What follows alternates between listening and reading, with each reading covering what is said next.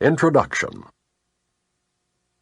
A theoretical foundation, such as the text provides, is necessary as a framework to make the exercises in this workbook meaningful. Yet it is doing the exercises that will make the goal of the course possible. An untrained mind can accomplish nothing. It is the purpose of this workbook to train your mind to think along the lines the text sets forth. The exercises are very simple. They do not require a great deal of time, and it does not matter where you do them. They need no preparation. The training period is 1 year. The exercises are numbered from 1 to 365. Do not undertake to do more than one set of exercises a day. The workbook is divided into 2 main sections. The first, dealing with the undoing of the way you see now, and the second, with the acquisition of true perception. With the exception of the review periods, each day's exercises are planned around one central idea, which is stated first. This is followed by a description of the specific procedures by which the idea for the day is to be applied. The purpose of the workbook is to train your mind in a systematic way to a different perception of everyone and everything in the world. The exercises are planned to help you generalize the lessons so that you will understand that each of them is equally applicable to everyone and everything you see. Transfer of training in true perception does not proceed as does transfer of the training of the world. If true perception has been achieved in connection with any person, situation, or event, total transfer to everyone and everything is certain. On the other hand, one exception held apart from true perception makes its accomplishments anywhere impossible. The only general rules to be observed throughout, then, are: first, that the exercises be practiced with great specificity, as will be indicated. This will help you to generalize the ideas involved to every situation in which you find yourself, and to everyone and everything in it. Second, be sure that you do not decide for yourself that there are some people, situations, or things to which the ideas are inapplicable. This will interfere with transfer of training. The very nature of true perception is that it has no limits. It is the opposite of the way you see now. The overall aim of the exercises is to increase your ability to extend the ideas you will be practicing to include everything. This will require no effort on your part. The exercises themselves meet the conditions necessary for this kind of transfer. Some of the ideas the workbook presents you will find hard to believe, and others may seem to be quite startling. This does not matter. You are merely asked to apply the ideas as you are directed to do. You are not asked to judge them at all. You are asked only to use them. It is their use that will give them meaning to you and will show you that they are true. Remember only this: you need not believe the ideas, you need not accept them, and you need not even welcome them. Some of them you may actively resist. None of this will matter or decrease their efficacy. But do not allow yourself to make exceptions in applying the ideas the workbook contains, and whatever your reactions to the ideas may be, use them. Nothing more than that is required. Part 1. Lesson 1. Nothing I see in this room, on this street, from this window, in this place, means anything. Now, look slowly around you and practice applying this idea very specifically to whatever you see. This table does not mean anything. This chair does not mean anything. This hand does not mean anything. This foot does not mean anything. This pen does not mean anything. Then look farther away from your immediate area and apply the idea to a wider range. That door does not mean anything. That body does not mean anything. That lamp does not mean anything. That sign does not mean anything. That shadow does not mean anything. Notice that these statements are not arranged in any order and make no allowance for differences in the kinds of things to which they are applied. That is the purpose of the exercise. The statement should merely be applied to anything you see. As you practice the idea for the day, use it totally indiscriminately. Do not attempt to apply it to everything you see, for these exercises should not become ritualistic. Only be sure that nothing you see is specifically excluded. One thing is like another as far as the application of the idea is concerned. Each of the first 3 lessons should not be done more than twice a day each, preferably morning and evening. Nor should they be attempted for more than a minute or so, unless that entails a sense of hurry. A comfortable sense of leisure is essential. Lesson 2. I have given everything I see in this room, on this street, from this window, in this place, all the meaning that it has for me. The exercises with this idea are the same as those for the first one. Begin with the things that are near you, and apply the idea to whatever your glance rests on. Then, increase the range outward. Turn your head so that you include whatever is on either side. If possible, turn around and apply the idea to what was behind you. Remain as indiscriminate as possible in selecting subjects for its application. Do not concentrate on anything in particular, and do not attempt to include everything you see in a given area, or you will introduce strain.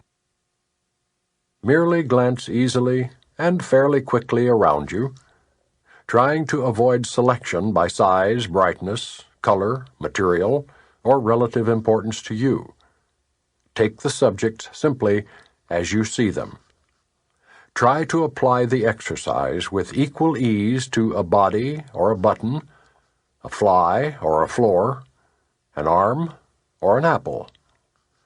The sole criterion for applying the idea to anything is merely that your eyes have lighted on it. Make no attempt to include anything particular, but be sure that nothing is specifically excluded. Lesson 3.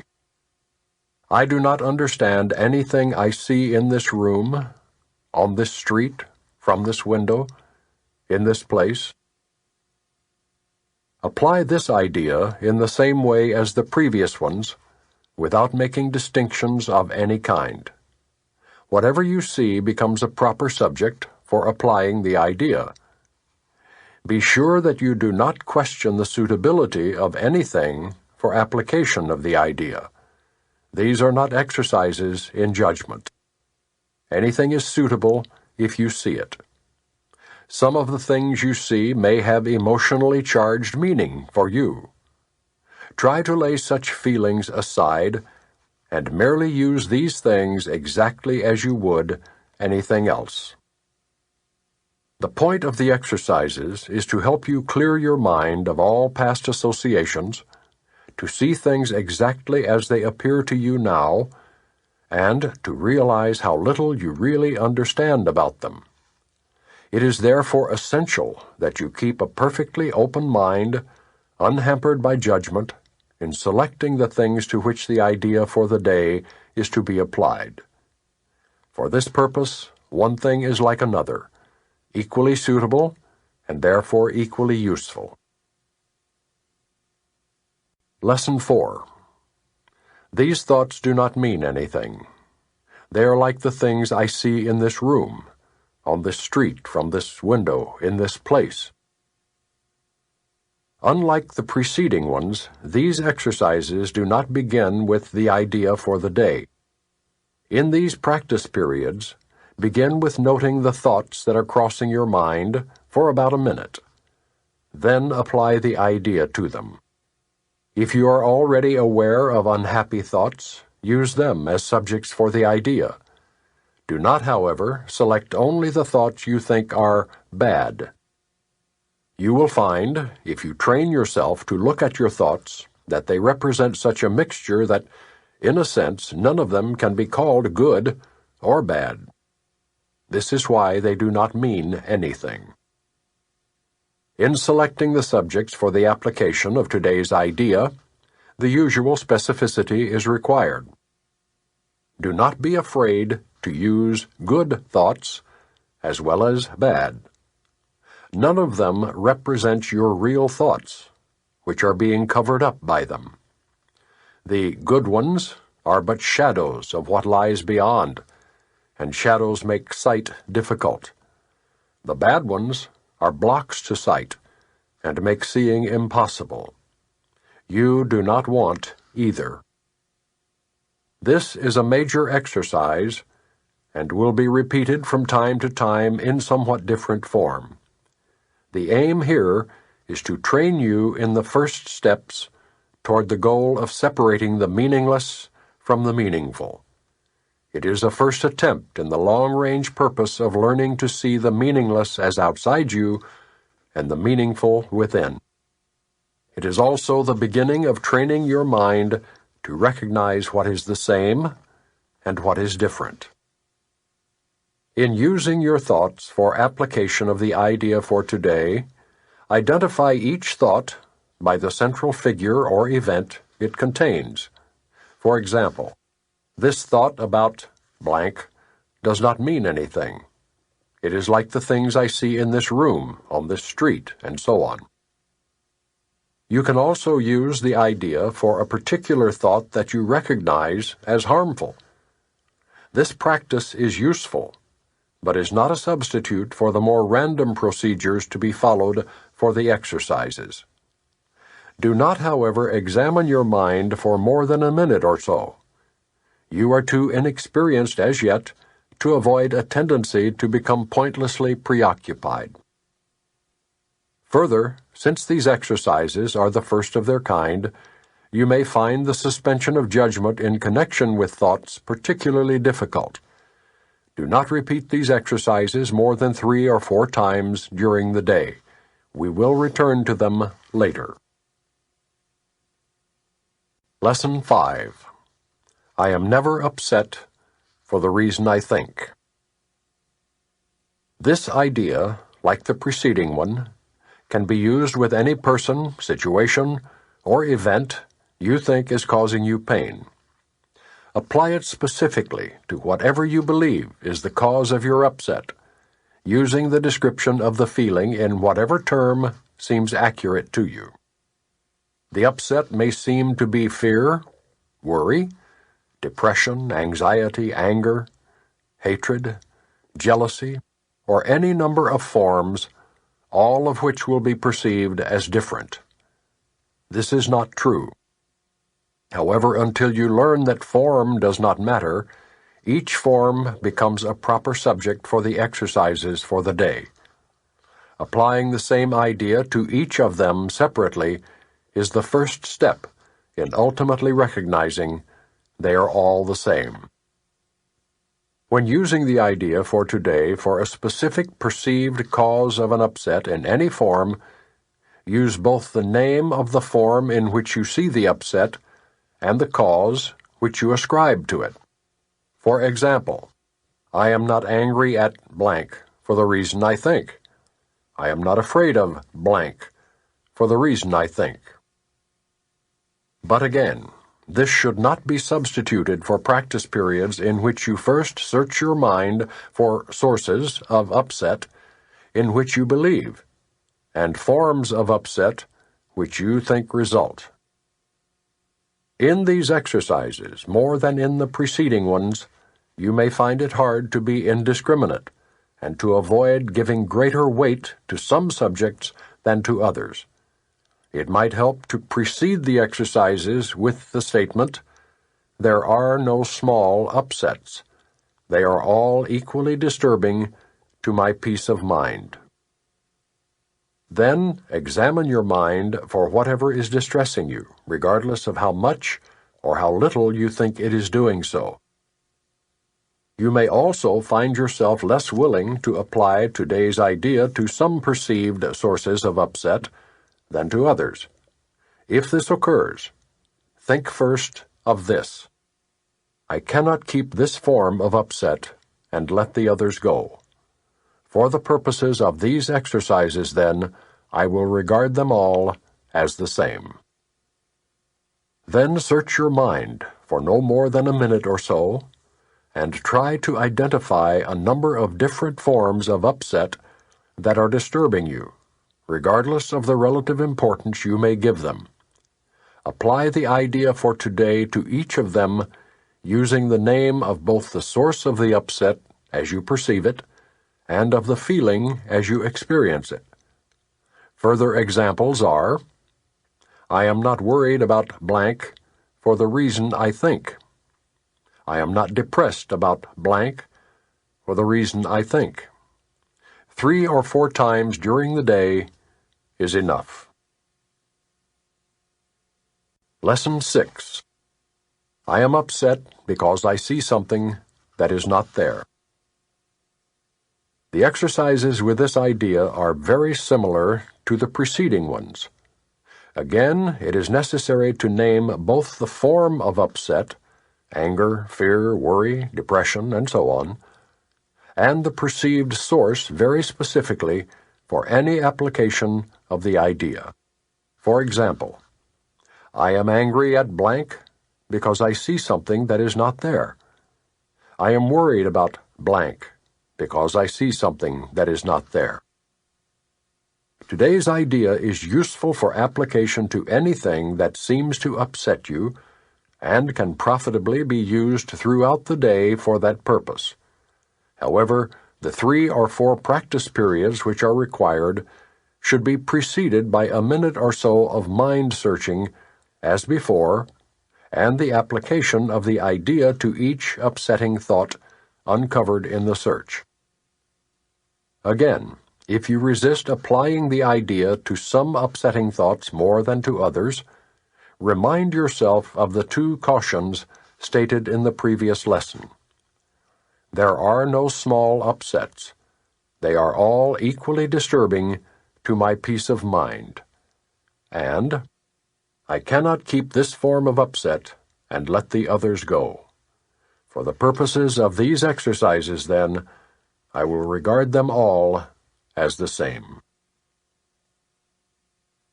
Lesson 7. I see only the past. This idea is particularly difficult to believe at first, yet it is the rationale for all of the preceding ones. It is the reason why nothing that you see means anything. It is the reason why you have given everything you see all the meaning that it has for you. It is the reason why you do not understand anything you see. It is the reason why your thoughts do not mean anything, and why they are like the things you see. It is the reason why you are never upset for the reason you think. It is the reason why you are upset because you see something that is not there. Old ideas about time are very difficult to change because everything you believe is rooted in time and depends on your not learning these new ideas about it. Yet that is precisely why you need new ideas about time. This first time idea is not really so strange as it may sound at first. Look at a cup, for example.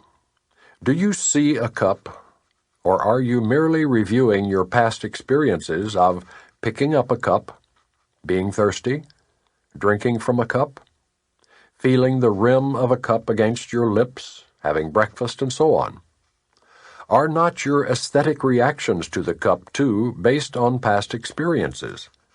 How else would you know whether or not this kind of cup will break if you drop it? What do you know about this cup except what you learned in the past? You would have no idea what this cup is except for your past learning. Do you, then, really see it? Look about you. This is equally true of whatever you look at. Acknowledge this by applying the idea for today indiscriminately to whatever catches your eye.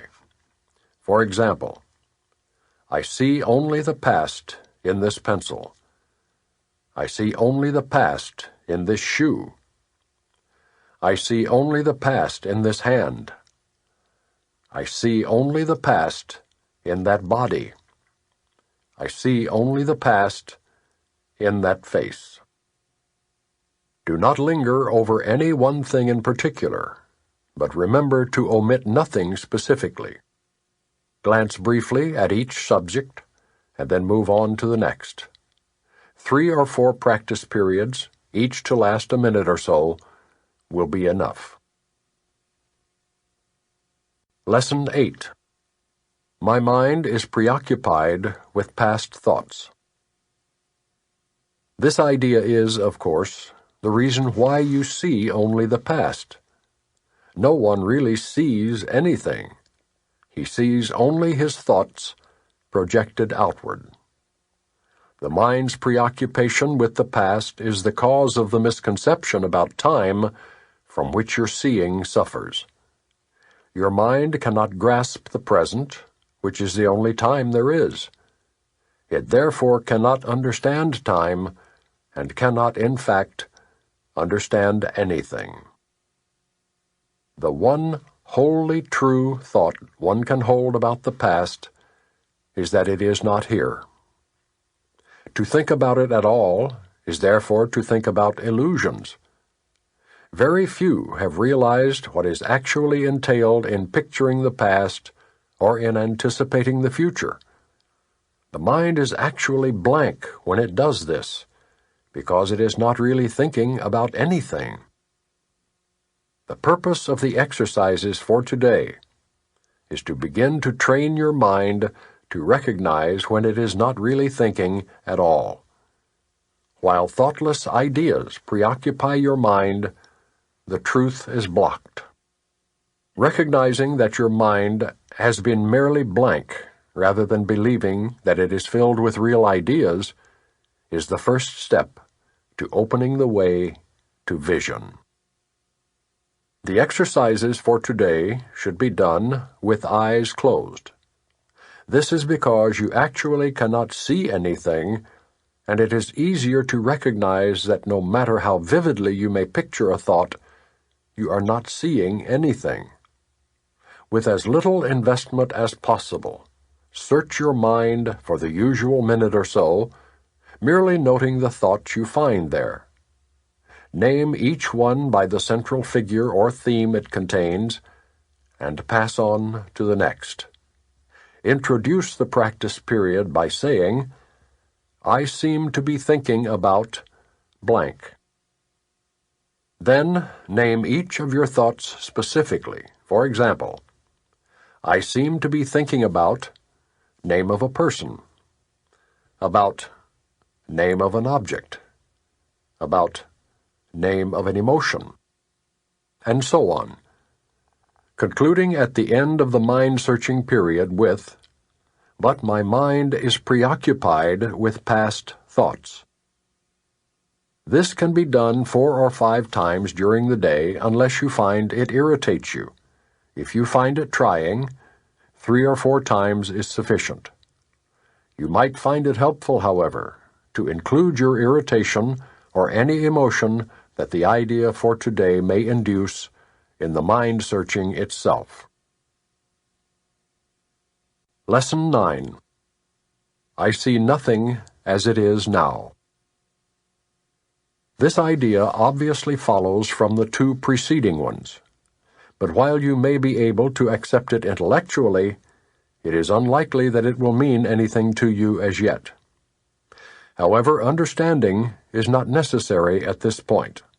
In fact, the recognition that you do not understand is a prerequisite for undoing your false ideas. These exercises are concerned with practice, not with understanding. You do not need to practice what you already understand.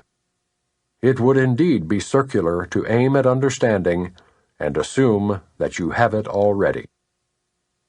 It is difficult for the untrained mind to believe that what it seems to picture is not there. This idea can be quite disturbing and may meet with active resistance in any number of forms. Yet that does not preclude applying it. No more than that is required for these or any other exercises. Each small step will clear a little of the darkness away, and understanding will finally come to lighten every corner of the mind that has been cleared of the debris that darkens it. These exercises, for which 3 or 4 practice periods are sufficient, involve looking about you and applying the idea for the day to whatever you see, remembering the need for its indiscriminate application, and the essential rule of excluding nothing. For example, I do not see this typewriter as it is now. I do not see this telephone as it is now. I do not see this arm as it is now. Begin with things that are nearest you, and then extend the range outward. I do not see that coat rack as it is now. I do not see that door as it is now. I do not see that face as it is now. It is emphasized again that while complete inclusion should not be attempted, specific exclusion must be avoided. Be sure you are honest with yourself in making this distinction. You may be tempted to obscure it. Lesson 10. My thoughts do not mean anything. This idea applies to all the thoughts of which you are aware or become aware in the practice periods. The reason the idea is applicable to all of them is that they are not your real thoughts. We have made this distinction before, and will do so again. You have no basis for comparison as yet. When you do, you will have no doubt that what you once believed were your thoughts did not mean anything. This is the second time we have used this kind of idea. The form is only slightly different. This time, the idea is introduced with my thoughts instead of these thoughts, and no link is made overtly with the things around you. The emphasis is now on the lack of reality of what you think you think. This aspect of the correction process began with the idea that the thoughts of which you are aware are meaningless, outside rather than within, and then stressed their past rather than their present status. Now we are emphasizing that the presence of these thoughts means that you are not thinking. This is merely another way of repeating our earlier statement that your mind is really a blank. To recognize this is to recognize nothingness when you think you see it. As such, it is the prerequisite for vision. Close your eyes for these exercises and introduce them by repeating the idea for today quite slowly to yourself. Then add, "This idea will help to release me from all that I now believe." The exercises consist, as before, in searching your mind for all the thoughts that are available to you without selection or judgment. Try to avoid classification of any kind. In fact, if you find it helpful to do so, you might imagine that you are watching an oddly assorted procession going by, which has little, if any, personal meaning to you. As each one crosses your mind, say, "My thought about blank does not mean anything. My thought about blank does not mean anything." Today's thought can obviously serve for any thought that distresses you at any time. In addition, 5 practice periods are recommended, each involving no more than a minute or so of mind searching. It is not recommended that this time period be extended, and it should be reduced to half a minute or less if you experience discomfort. Remember, however, to repeat the idea slowly before applying it specifically, and also to add, "This idea will help to release me from all that I now believe." Lesson 11. My meaningless thoughts are showing me a meaningless world. This is the first idea we have had that is related to a major phase of the correction process, the reversal of the thinking of the world. It seems as if the world determines what you perceive. Today's idea introduces the concept that your thoughts determine the world you see. Be glad indeed to practice the idea in its initial form, for in this idea is your release made sure. The key to forgiveness lies in it. The practice periods for today's idea are to be undertaken somewhat differently from the previous ones. Begin with your eyes closed and repeat the idea slowly to yourself. Then, open your eyes and look about, near and far, up and down, anywhere. During the minute or so to be spent in using the idea, merely repeat it to yourself, being sure to do so without haste and with no sense of urgency or effort. To do these exercises for maximum benefit, the eyes should move from one thing to another fairly rapidly, since they should not linger on anything in particular. The words, however, should be used in an unhurried, even leisurely fashion. The introduction to this idea in particular should be practiced as casually as possible. It contains the foundation for the peace, relaxation, and freedom from worry that we are trying to achieve. On concluding the exercises, close your eyes and repeat the idea once more, slowly, to yourself. 3 practice periods today will probably be sufficient. However, if there is little or no uneasiness and an inclination to do more, as many as 5 may be undertaken. More than this is not recommended. Lesson 12. I am upset because I see a meaningless world. The importance of this idea lies in the fact that it contains a correction for a major perceptual distortion. You think that what upsets you is a frightening world, or a sad world, or a violent world, or an insane world. All these attributes are given it by you. The world is meaningless in itself. These exercises are done with eyes open. Look around you, this time quite slowly.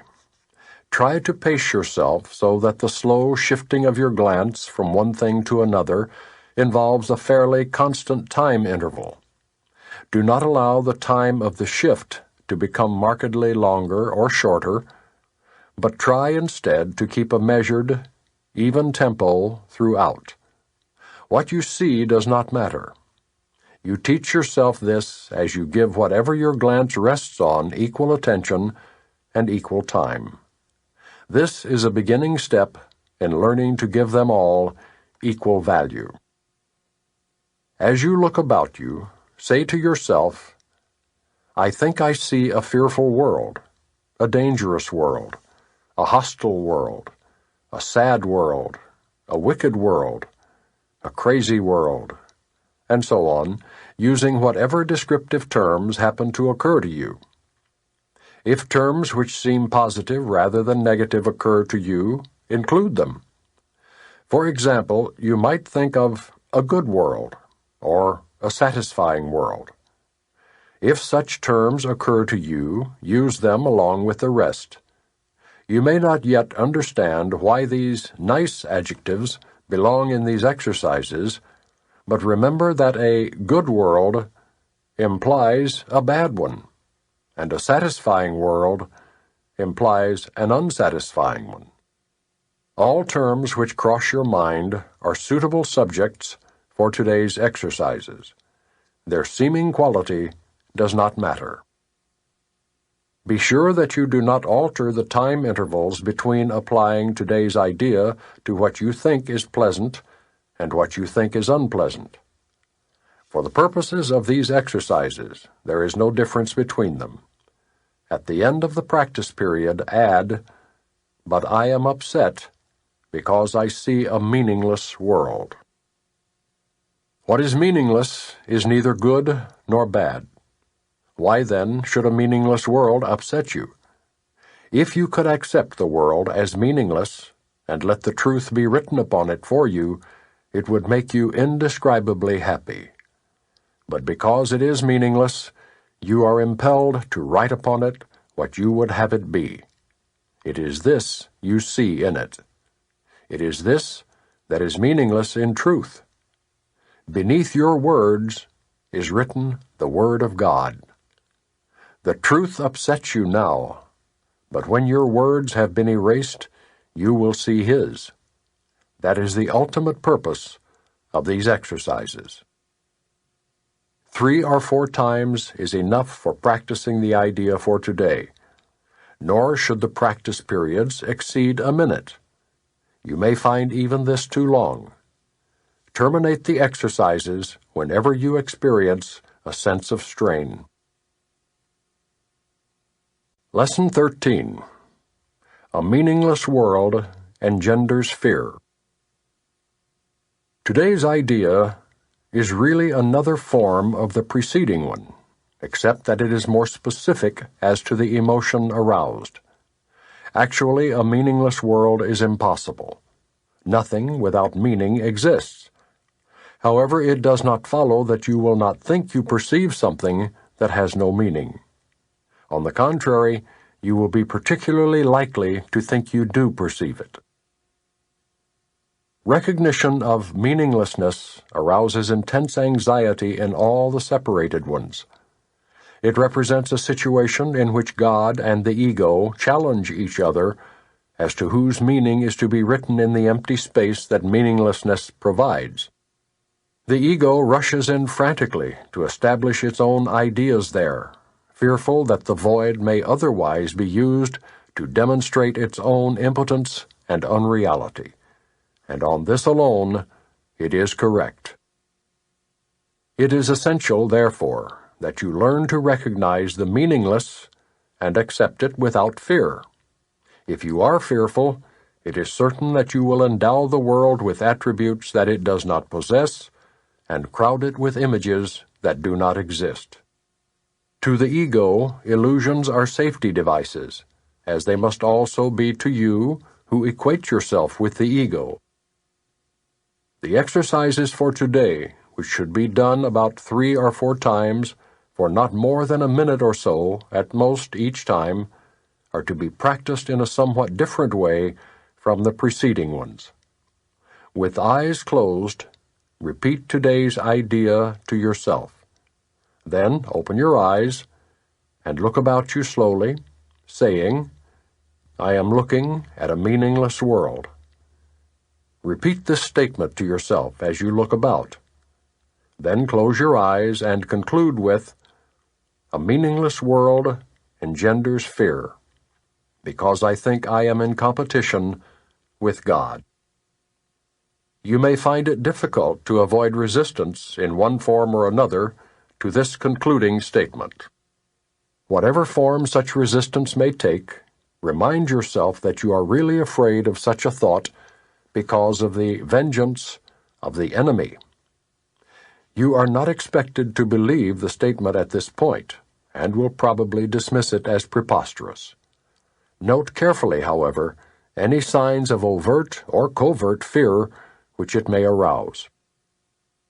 This is our first attempt at stating an explicit cause and effect relationship of a kind which you are very inexperienced in recognizing. Do not dwell on the concluding statement, and try not even to think of it except during the practice periods. That will suffice at present. Lesson 14. God did not create a meaningless world. The idea for today is, of course, the reason why a meaningless world is impossible. What God did not create does not exist, and everything that does exist exists as He created it. The world you see has nothing to do with reality. It is of your own making, and it does not exist. The exercises for today are to be practiced with eyes closed throughout. The mind-searching period should be short, a minute at most. Do not have more than 3 practice periods with today's idea unless you find them comfortable. If you do, it will be because you really understand what they are for. The idea for today is another step in learning to let go the thoughts that you have written on the world and see the Word of God in their place. The early steps in this exchange, which can truly be called salvation, can be quite difficult and even quite painful. Some of them will lead you directly into fear. You will not be left there. You will go far beyond it. Our direction is toward perfect safety and perfect peace. With eyes closed, think of all the horrors in the world that cross your mind. Name each one as it occurs to you, and then deny its reality. God did not create it, and so it is not real. Say, for example, God did not create that war, and so it is not real. God did not create that airplane crash, and so it is not real. God did not create that disaster, specify, and so it is not real. Suitable subjects for the application of today's idea also include anything you are afraid might happen to you or to anyone about whom you are concerned. In each case, name the disaster quite specifically. Do not use general terms. For example, do not say, God did not create illness, but God did not create cancer, or heart attacks, or whatever may arouse fear in you. This is your personal repertory of horrors at which you are looking. These things are part of the world you see. Some of them are shared illusions, and others are part of your personal hell. It does not matter. What God did not create can only be in your own mind apart from His. Therefore, it has no meaning. In recognition of this fact, conclude the practice periods by repeating today's idea. God did not create a meaningless world. The idea for today can, of course, be applied to anything that disturbs you during the day aside from the practice periods. Be very specific in applying it. Say, God did not create a meaningless world. He did not create, specify the situation which is disturbing you, and so it is not real. Lesson 15. My thoughts are images that I have made. It is because the thoughts you think appear as images that you do not recognize them as nothing. You think them, and so you think you see them. This is how your seeing was made. This is the function you have given your body's eyes. It is not seeing, it is image-making. It takes the place of seeing, replacing vision with illusions. This introductory idea to the process of image-making that you call seeing will not have much meaning for you. You will begin to understand it when you have seen little edges of light around the same familiar objects which you see now.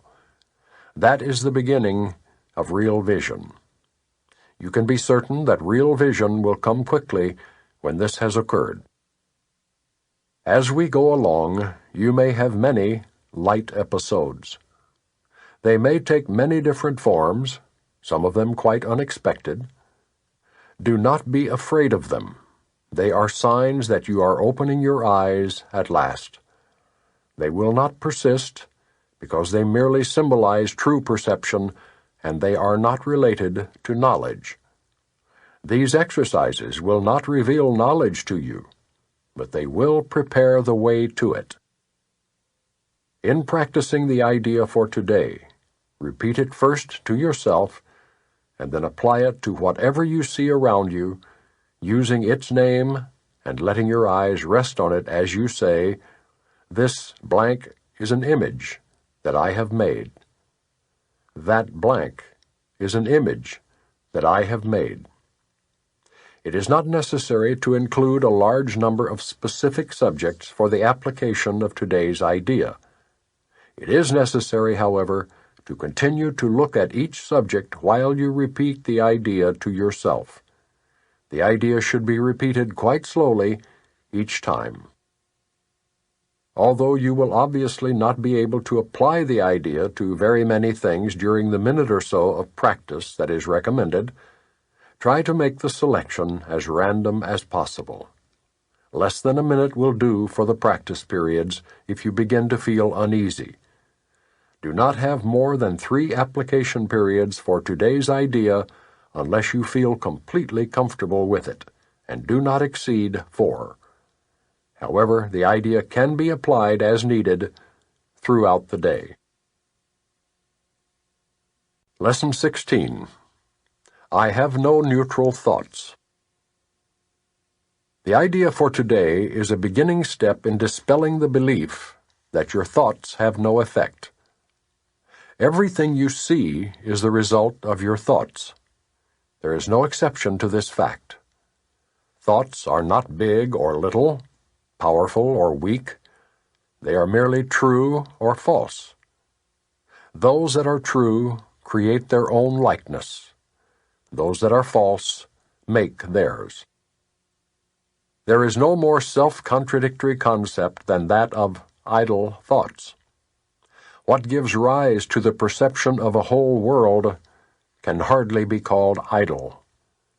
Every thought you have contributes to truth or to illusion. Either it extends the truth or it multiplies illusions. You can indeed multiply nothing, but you will not extend it by doing so.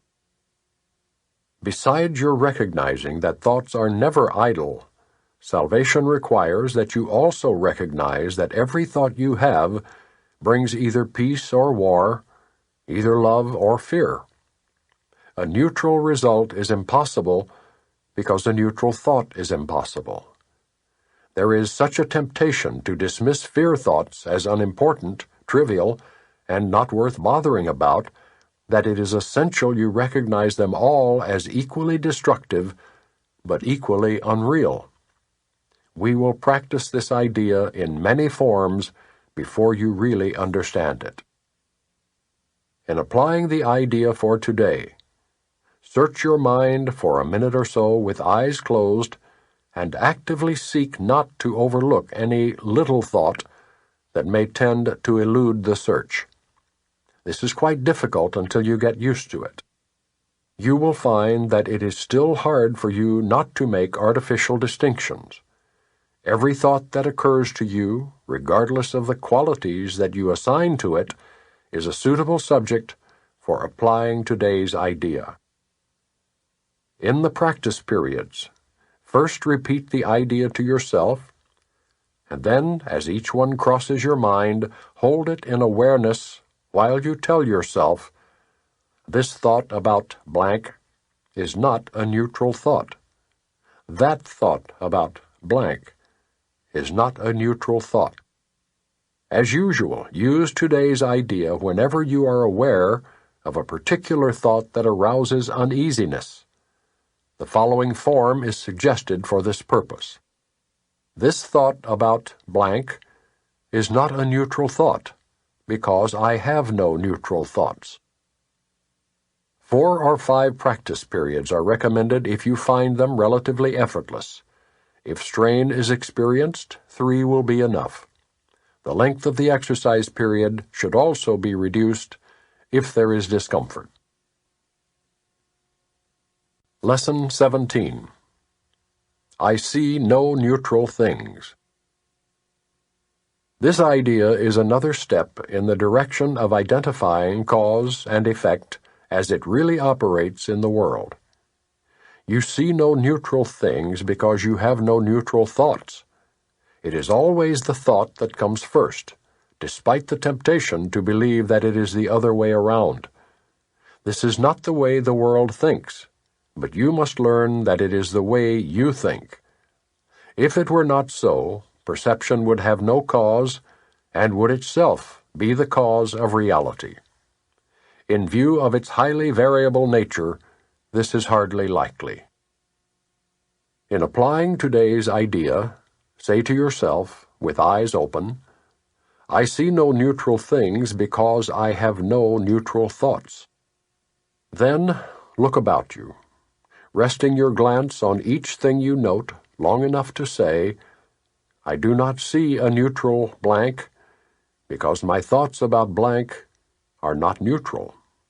For example, you might say, I do not see a neutral wall because my thoughts about walls are not neutral. I do not see a neutral body because my thoughts about bodies are not neutral. As usual, it is essential to make no distinctions between what you believe to be animate or inanimate, pleasant or unpleasant. Regardless of what you may believe, you do not see anything that is really alive or really joyous. That is because you are unaware as yet of any thought that is really true and therefore really happy. 3 or 4 specific practice periods are recommended, and no less than 3 are required for maximum benefit, even if you experience resistance. However, if you do, the length of the practice period may be reduced to less than the minute or so that is otherwise recommended. Lesson 18. I am not alone in experiencing the effects of my seeing.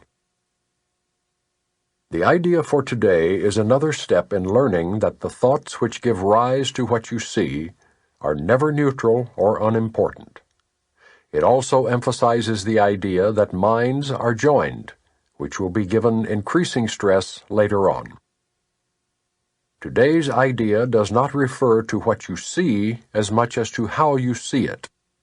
Therefore, the exercises for today emphasize this aspect of your perception. The 3 or 4 practice periods which are recommended should be done as follows. Look about you, selecting subjects for the application of the idea for today as randomly as possible, and keeping your eyes on each one long enough to say, I am not alone in experiencing the effects of how I see blank. Conclude each practice period by repeating the more general statement, I am not alone in experiencing the effects of my seeing. A minute or so, or even less, will be sufficient for each practice period. Lesson 19. I am not alone in experiencing the effects of my thoughts.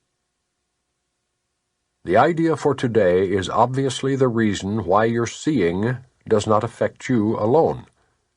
You will notice that at times the ideas related to thinking precede those related to perceiving, while at other times the order is reversed.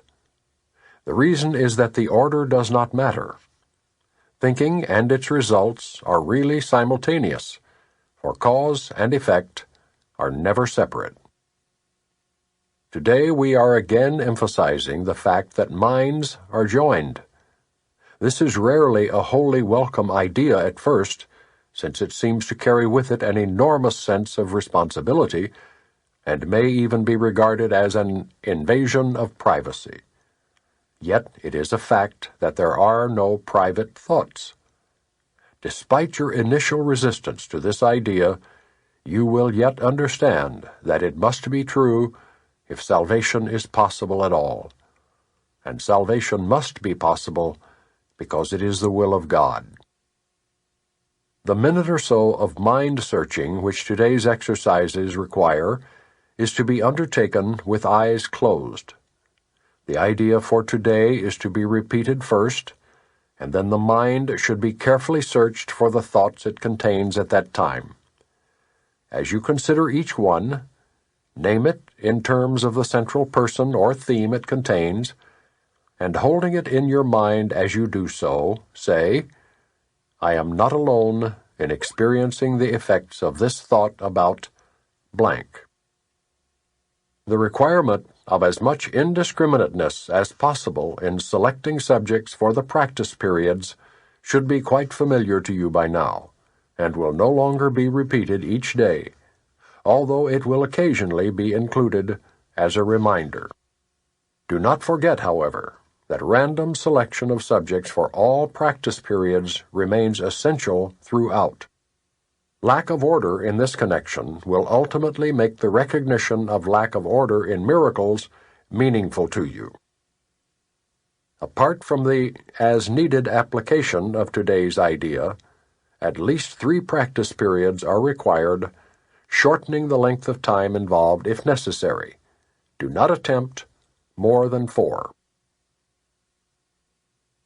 Lesson 20.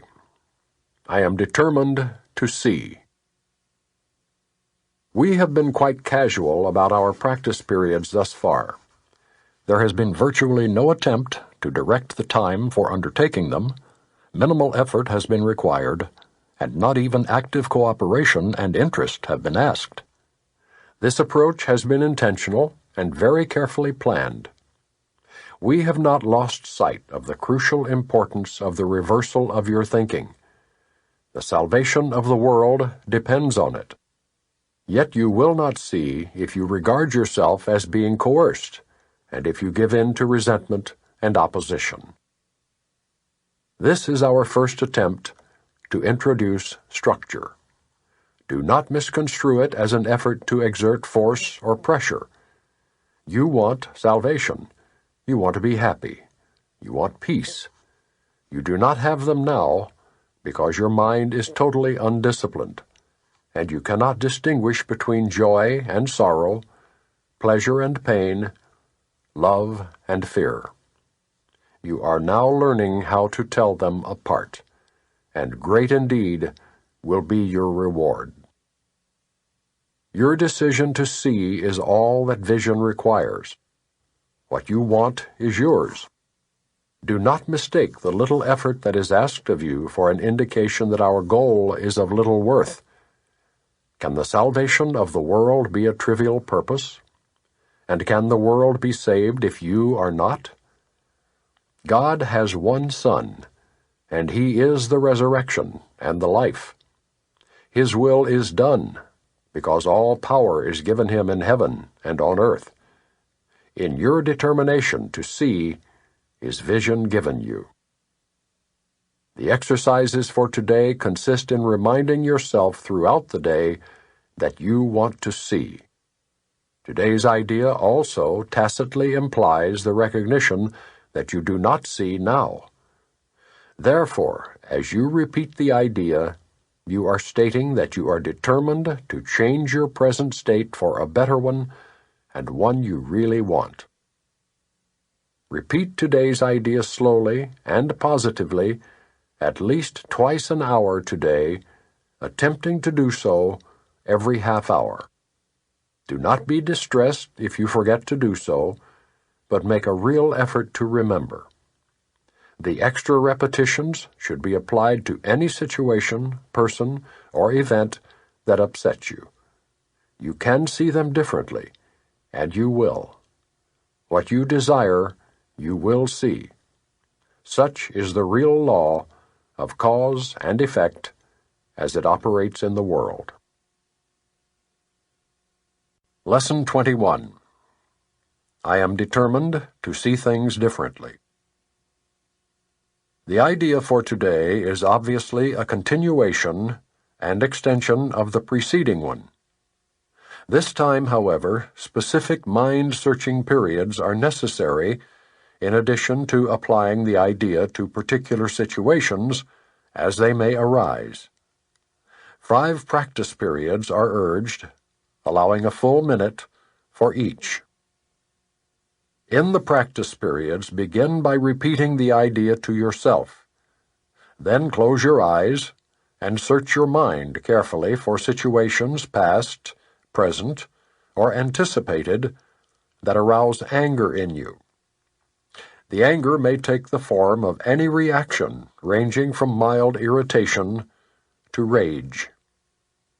The degree of the emotion you experience does not matter.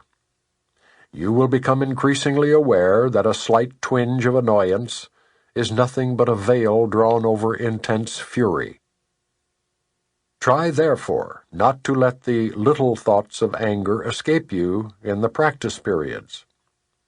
Remember that you do not really recognize what arouses anger in you, and nothing that you believe in this connection means anything. You will probably be tempted to dwell more on some situations or persons than on others, on the fallacious grounds that they are more obvious. This is not so. It is merely an example of the belief that some forms of attack are more justified than others. As you search your mind for all the forms in which attack thoughts present themselves, hold each one in mind while you tell yourself, I am determined to see, name of person, differently. I am determined to see, specify the situation, differently. Try to be as specific as possible. You may, for example, focus your anger on a particular attribute of a particular person, believing that the anger is limited to this aspect. If your perception is suffering from this form of distortion, say, I am determined to see, specify the attribute, in, name of person, differently. Lesson 22. What I see is a form of vengeance. Today's idea accurately describes the way anyone who holds attack thoughts in his mind must see the world. Having projected his anger onto the world, he sees vengeance about to strike at him. His own attack is thus perceived as self-defense. This becomes an increasingly vicious circle until he is willing to change how he sees. Otherwise, thoughts of attack and counterattack will preoccupy him and people his entire world. What peace of mind is possible to him then?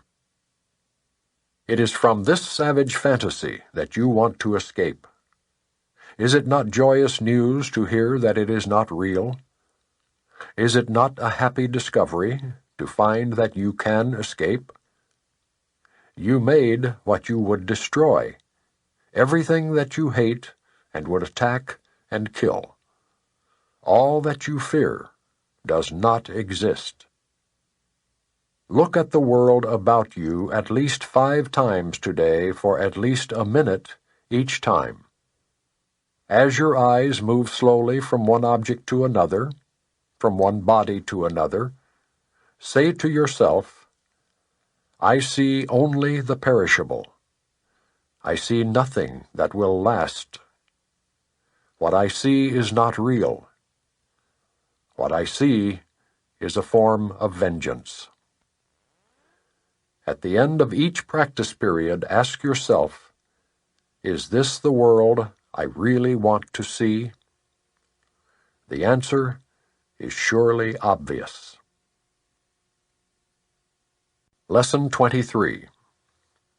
I can escape from the world I see by giving up attack thoughts. The idea for today contains the only way out of fear that will ever succeed. Nothing else will work. Everything else is meaningless. But this way cannot fail. Every thought you have makes up some segment of the world you see. It is with your thoughts, then, that we must work, if your perception of the world is to be changed. If the cause of the world you see is attack thoughts, you must learn that it is these thoughts which you do not want. There is no point in lamenting the world. There is no point in trying to change the world. It is incapable of change because it is merely an effect. But there is indeed a point in changing your thoughts about the world. Here you are changing the cause. The effect will change automatically. The world you see is a vengeful world, and everything in it is a symbol of vengeance.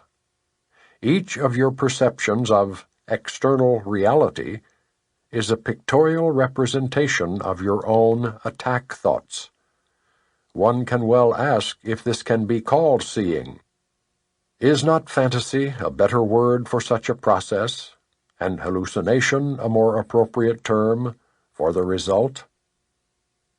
You see the world that you have made, but you do not see yourself as the image maker. You cannot be saved from the world, but you can escape from its cause.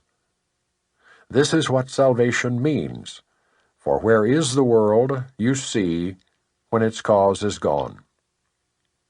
Vision already holds a replacement for everything you think you see now. Loveliness can light your images, and so transform them that you will love them, even though they were made of hate. For you will not be making them alone. The idea for today introduces the thought that you are not trapped in the world you see because its cause can be changed. This change requires first that the cause be identified and then let go, so that it can be replaced. The first two steps in this process require your cooperation. The final one does not. Your images have already been replaced. By taking the first two steps, you will see that this is so. Besides using it throughout the day, as the need arises, 5 practice periods are required in applying today's idea. As you look about you, repeat the idea slowly to yourself first, and then close your eyes and devote about a minute to searching your mind for as many attack thoughts as occur to you. As each one crosses your mind, say, I can escape from the world I see by giving up attack thoughts about blank. Hold each attack thought in mind as you say this, and then dismiss that thought and go on to the next. In the practice periods, be sure to include both your thoughts of attacking and of being attacked. Their effects are exactly the same because they are exactly the same. You do not recognize this as yet, and you are asked at this time only to treat them as the same in today's practice periods. We are still at the stage of identifying the cause of the world you see. When you finally learn that thoughts of attack and of being attacked are not different, you will be ready to let the cause go. Lesson 24. I do not perceive my own best interests. In no situation that arises do you realize the outcome that would make you happy. Therefore you have no guide to appropriate action and no way of judging the result. What you do is determined by your perception of the situation, and that perception is wrong. It is inevitable, then, that you will not serve your own best interests. Yet they are your only goal in any situation which is correctly perceived. Otherwise you will not recognize what they are. If you realized that you do not perceive your own best interests, you could be taught what they are. But in the presence of your conviction that you do know what they are, you cannot learn. The idea for today is a step toward opening your mind so that learning can begin. The exercises for today require much more honesty than you are accustomed to using. A few subjects, honestly and carefully considered in each of the 5 practice periods, which should be undertaken today, will be more helpful than a more cursory examination of a large number. 2 minutes are suggested for each of the mind-searching periods which the exercises involve.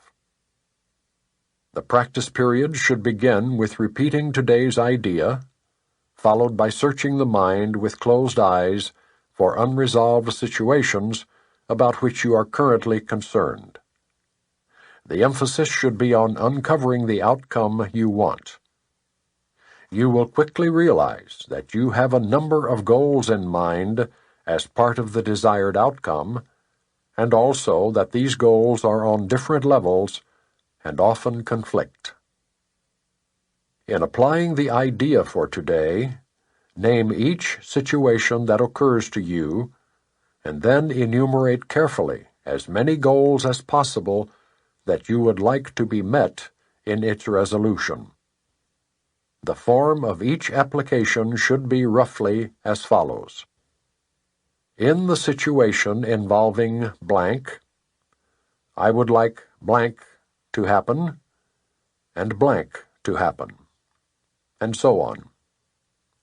Try to cover as many different kinds of outcomes as may honestly occur to you, even if some of them do not appear to be directly related to the situation, or even to be inherent in it at all.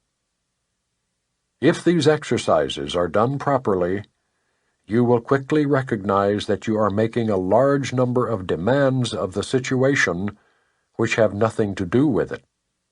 You will also recognize that many of your goals are contradictory, that you have no unified outcome in mind, and that you must experience disappointment in connection with some of your goals, however the situation turns out. After covering the list of as many hoped-for goals as possible, for each unresolved situation that crosses your mind, say to yourself, I do not perceive my own best interests in this situation, and go on to the next one. Lesson 25. I do not know what anything is for.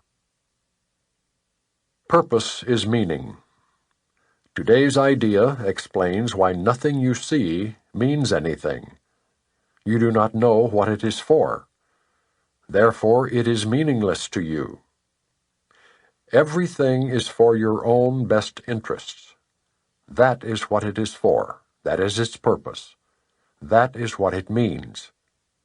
It is in recognizing this that your goals become unified. It is in recognizing this that what you see is given meaning. You perceive the world and everything in it as meaningful in terms of ego goals. These goals have nothing to do with your own best interests, because the ego is not you.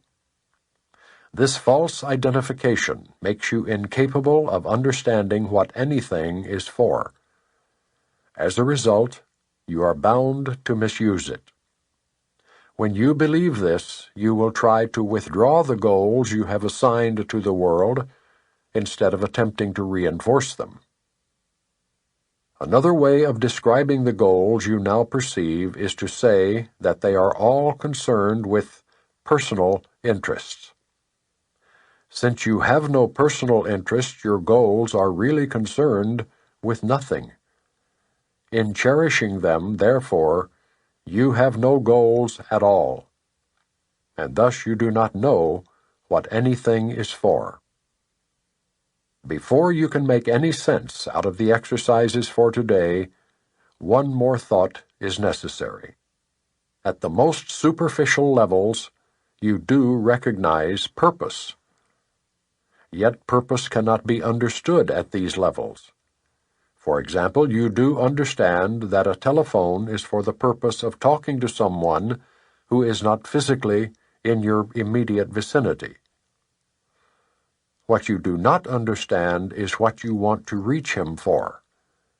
and it is this that makes your contact with him meaningful or not. It is crucial to your learning to be willing to give up the goals you have established for everything. The recognition that they are meaningless rather than good or bad is the only way to accomplish this. The idea for today is a step in this direction. 6 practice periods, each of 2 minutes duration, are required. Each practice period should begin with a slow repetition of the idea for today, followed by looking about you and letting your glance rest on whatever happens to catch your eye, near or far, important or unimportant, human or non-human. With your eyes resting on each subject you so select, say, for example, I do not know what this chair is for. I do not know what this pencil is for. I do not know what this hand is for. Say this quite slowly, without shifting your eyes from the subject until you have completed the statement about it. Then move on to the next subject and apply today's idea as before. Lesson 26. My attack thoughts are attacking my invulnerability. It is surely obvious that if you can be attacked, you are not invulnerable. You see attack as a real threat. That is because you believe that you can really attack. And what would have effects through you must also have effects on you. It is this law that will ultimately save you, but you are misusing it now. You must therefore learn how it can be used for your own best interests rather than against them. Because your attack thoughts will be projected, you will fear attack. And if you fear attack, you must believe that you are not invulnerable. Attack thoughts therefore make you vulnerable in your own mind, which is where the attack thoughts are. Attack thoughts and invulnerability cannot be accepted together. They contradict each other. The idea for today introduces the thought that you always attack yourself first. If attack thoughts must entail the belief that you are vulnerable, their effect is to weaken you in your own eyes. Thus they have attacked your perception of yourself, and because you believe in them, you can no longer believe in yourself. A false image of yourself has come to take the place of what you are. Practice with today's idea will help you to understand that vulnerability or invulnerability is the result of your own thoughts. Nothing except your thoughts can attack you.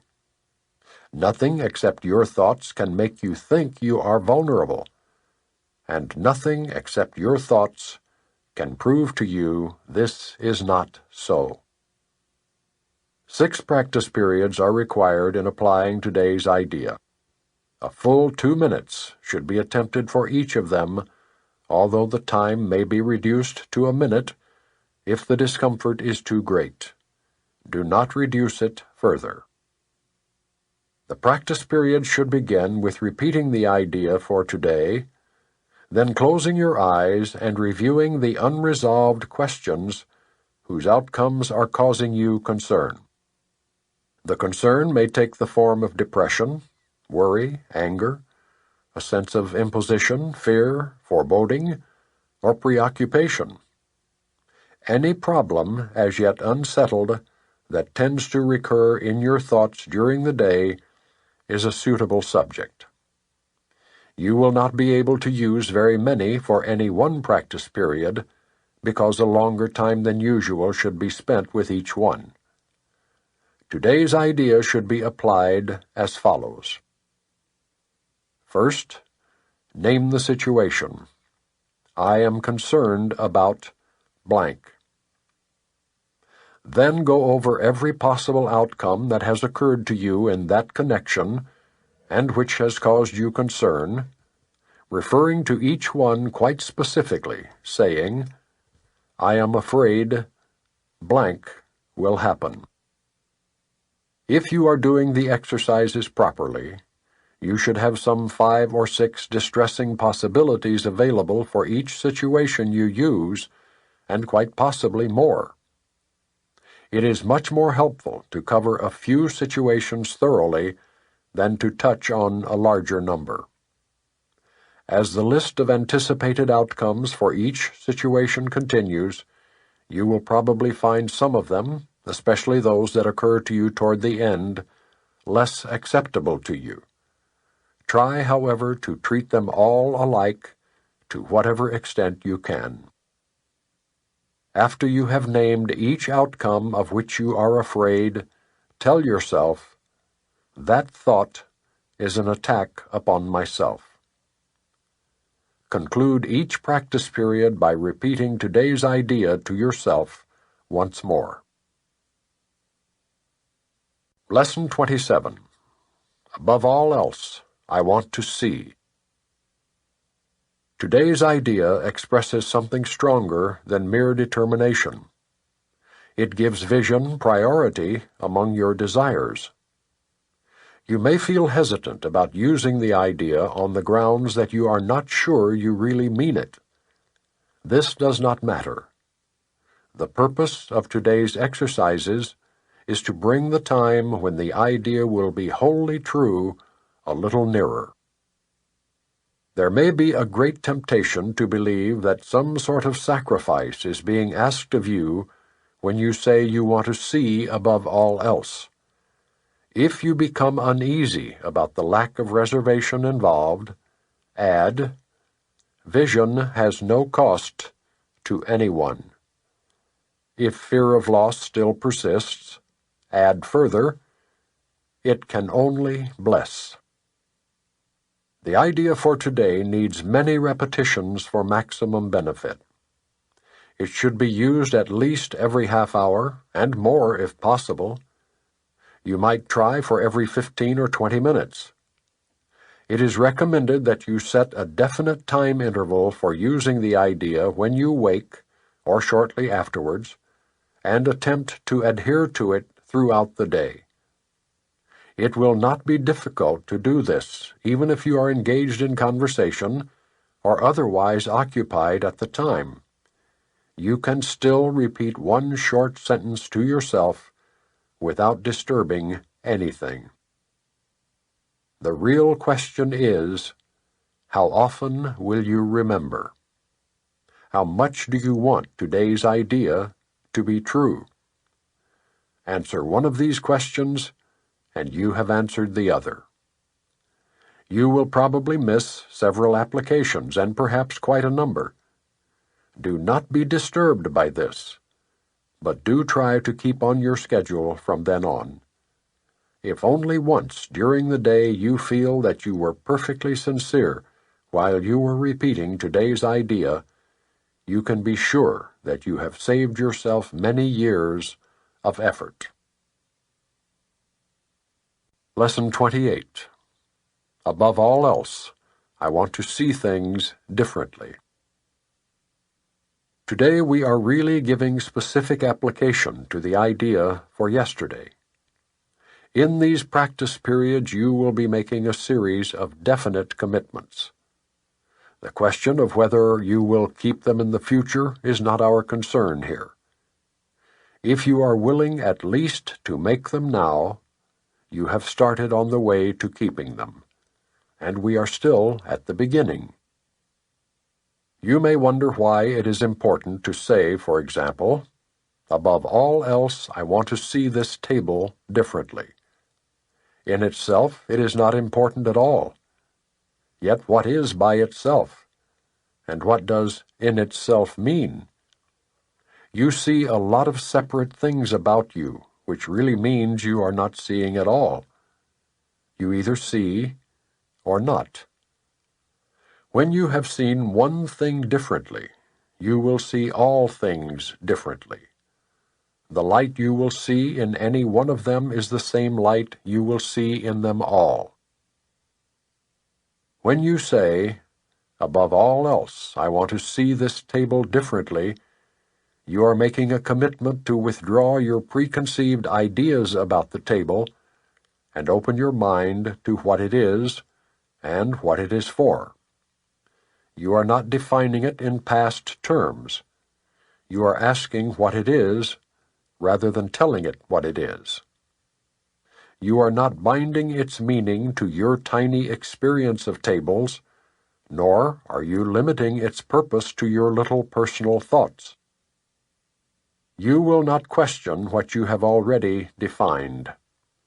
And the purpose of these exercises is to ask questions and receive the answers. In saying, "Above all else, I want to see this table differently," you are committing yourself to seeing. It is not an exclusive commitment. It is a commitment that applies to the table just as much as to anything else, neither more nor less. You could, in fact, gain vision from just that table if you would withdraw all your own ideas from it and look upon it with a completely open mind. It has something to show you, something beautiful and clean and of infinite value, full of happiness and hope. Hidden under all your ideas about it is its real purpose, the purpose it shares with all the universe. In using the table as a subject for applying the idea for today, you are therefore really asking to see the purpose of the universe. You will be making this same request of each subject that you use in the practice periods. And you are making a commitment to each of them to let its purpose be revealed to you instead of placing your own judgment upon it. We will have 6 2-minute practice periods today, in which the idea for the day is stated first and then applied to whatever you see about you. Not only should the subjects be chosen randomly, but each one should be accorded equal sincerity as today's idea is applied to it, in an attempt to acknowledge the equal value of them all in their contribution to your seeing. As usual, the application should include the name of the subject your eyes happen to light on, and you should rest your eyes on it while saying, "Above all else, I want to see this blank differently." Each application should be made quite slowly and as thoughtfully as possible. There is no hurry. Lesson 29. God is in everything I see. The idea for today explains why you can see all purpose in everything. It explains why nothing is separate, by itself, or in itself. And it explains why nothing you see means anything. In fact, it explains every idea we have used thus far and all subsequent ones as well. Today's idea is the whole basis for vision. You will probably find this idea very difficult to grasp at this point. You may find it silly, irreverent, senseless, funny, and even objectionable.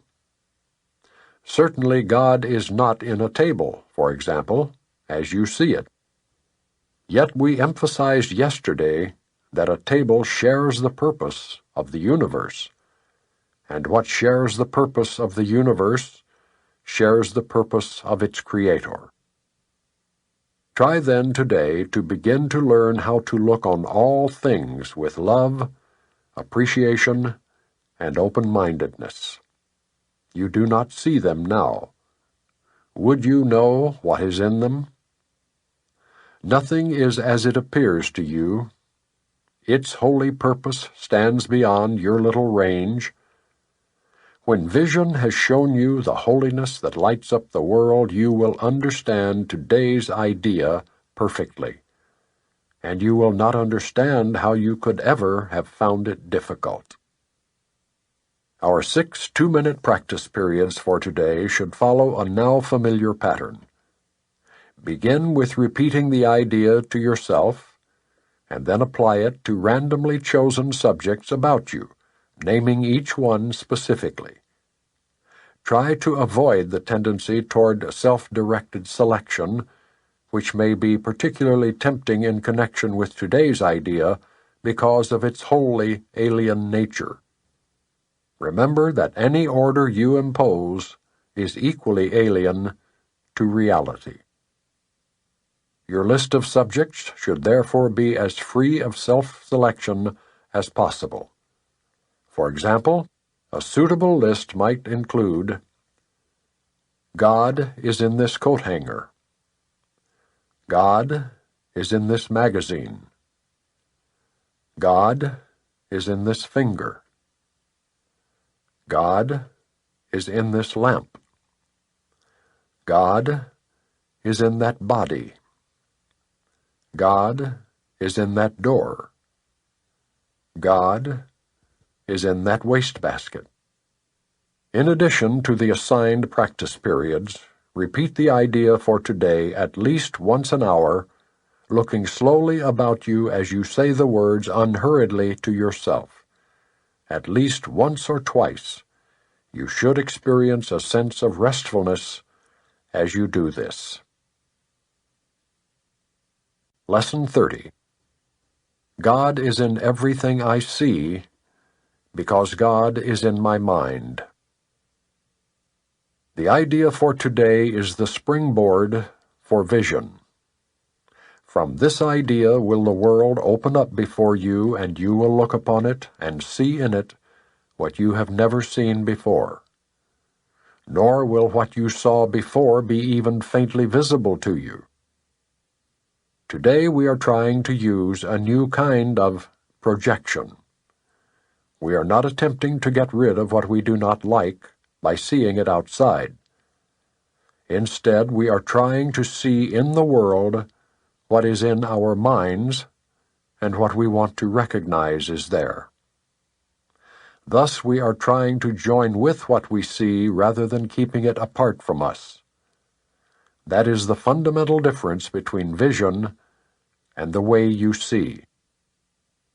Today's idea should be applied as often as possible throughout the day. Whenever you have a moment or so, repeat it to yourself slowly, looking about you, and trying to realize that the idea applies to everything you do see now, or could see now if it were within the range of your sight. Real vision is not limited to concepts such as near and far. To help you begin to get used to this idea, try to think of things beyond your present range as well as those you can actually see as you apply today's idea. Real vision is not only unlimited by space and distance, but it does not depend on the body's eyes at all. The mind is its only source. To aid in helping you to become more accustomed to this idea as well, devote several practice periods to applying today's idea with your eyes closed, using whatever subjects come to mind and looking within rather than without. Today's idea applies equally to both. Lesson 31. I am not the victim of the world I see. Today's idea is the introduction to your declaration of release. Again, the idea should be applied to both the world you see without and the world you see within. In applying the idea, we will use a form of practice which will be used more and more, with changes as indicated. Generally speaking, the form includes 2 aspects, one in which you apply the idea on a more sustained basis, and the other consisting of frequent applications of the idea throughout the day. 2 longer periods of practice with the idea for today are needed, one in the morning and one at night. 3 to 5 minutes for each of these are recommended. During that time, look about you slowly while repeating the idea 2 or 3 times. Then close your eyes and apply the same idea to your inner world. You will escape from both together, for the inner is the cause of the outer. As you survey your inner world, merely let whatever thoughts cross your mind come into your awareness, each to be considered for a moment, and then replaced by the next. Try not to establish any kind of hierarchy among them. Watch them come and go as dispassionately as possible. Do not dwell on any one in particular, but try to let the stream move on evenly and calmly, without any special investment on your part. As you sit and quietly watch your thoughts, repeat today's idea to yourself as often as you care to, but with no sense of hurry. In addition, repeat the idea for today as often as possible during the day. Remind yourself that you are making a declaration of independence in the name of your own freedom, and in your freedom lies the freedom of the world. The idea for today is also a particularly useful one to use as a response to any form of temptation that may arise. It is a declaration that you will not yield to it and put yourself in bondage. Lesson 32. I have invented the world I see. Today we are continuing to develop the theme of cause and effect. You are not the victim of the world you see because you invented it. You can give it up as easily as you made it up. You will see it or not see it, as you wish. While you want it, you will see it. When you no longer want it, it will not be there for you to see. The idea for today, like the preceding ones, applies to your inner and outer worlds, which are actually the same. However, since you see them as different, the practice periods for today will again include 2 phases, one involving the world you see outside you, and the other the world you see in your mind. In today's exercises, try to introduce the thought that both are in your own imagination. Again, we will begin the practice periods for the morning and evening by repeating the idea for today 2 or 3 times while looking around at the world you see as outside yourself.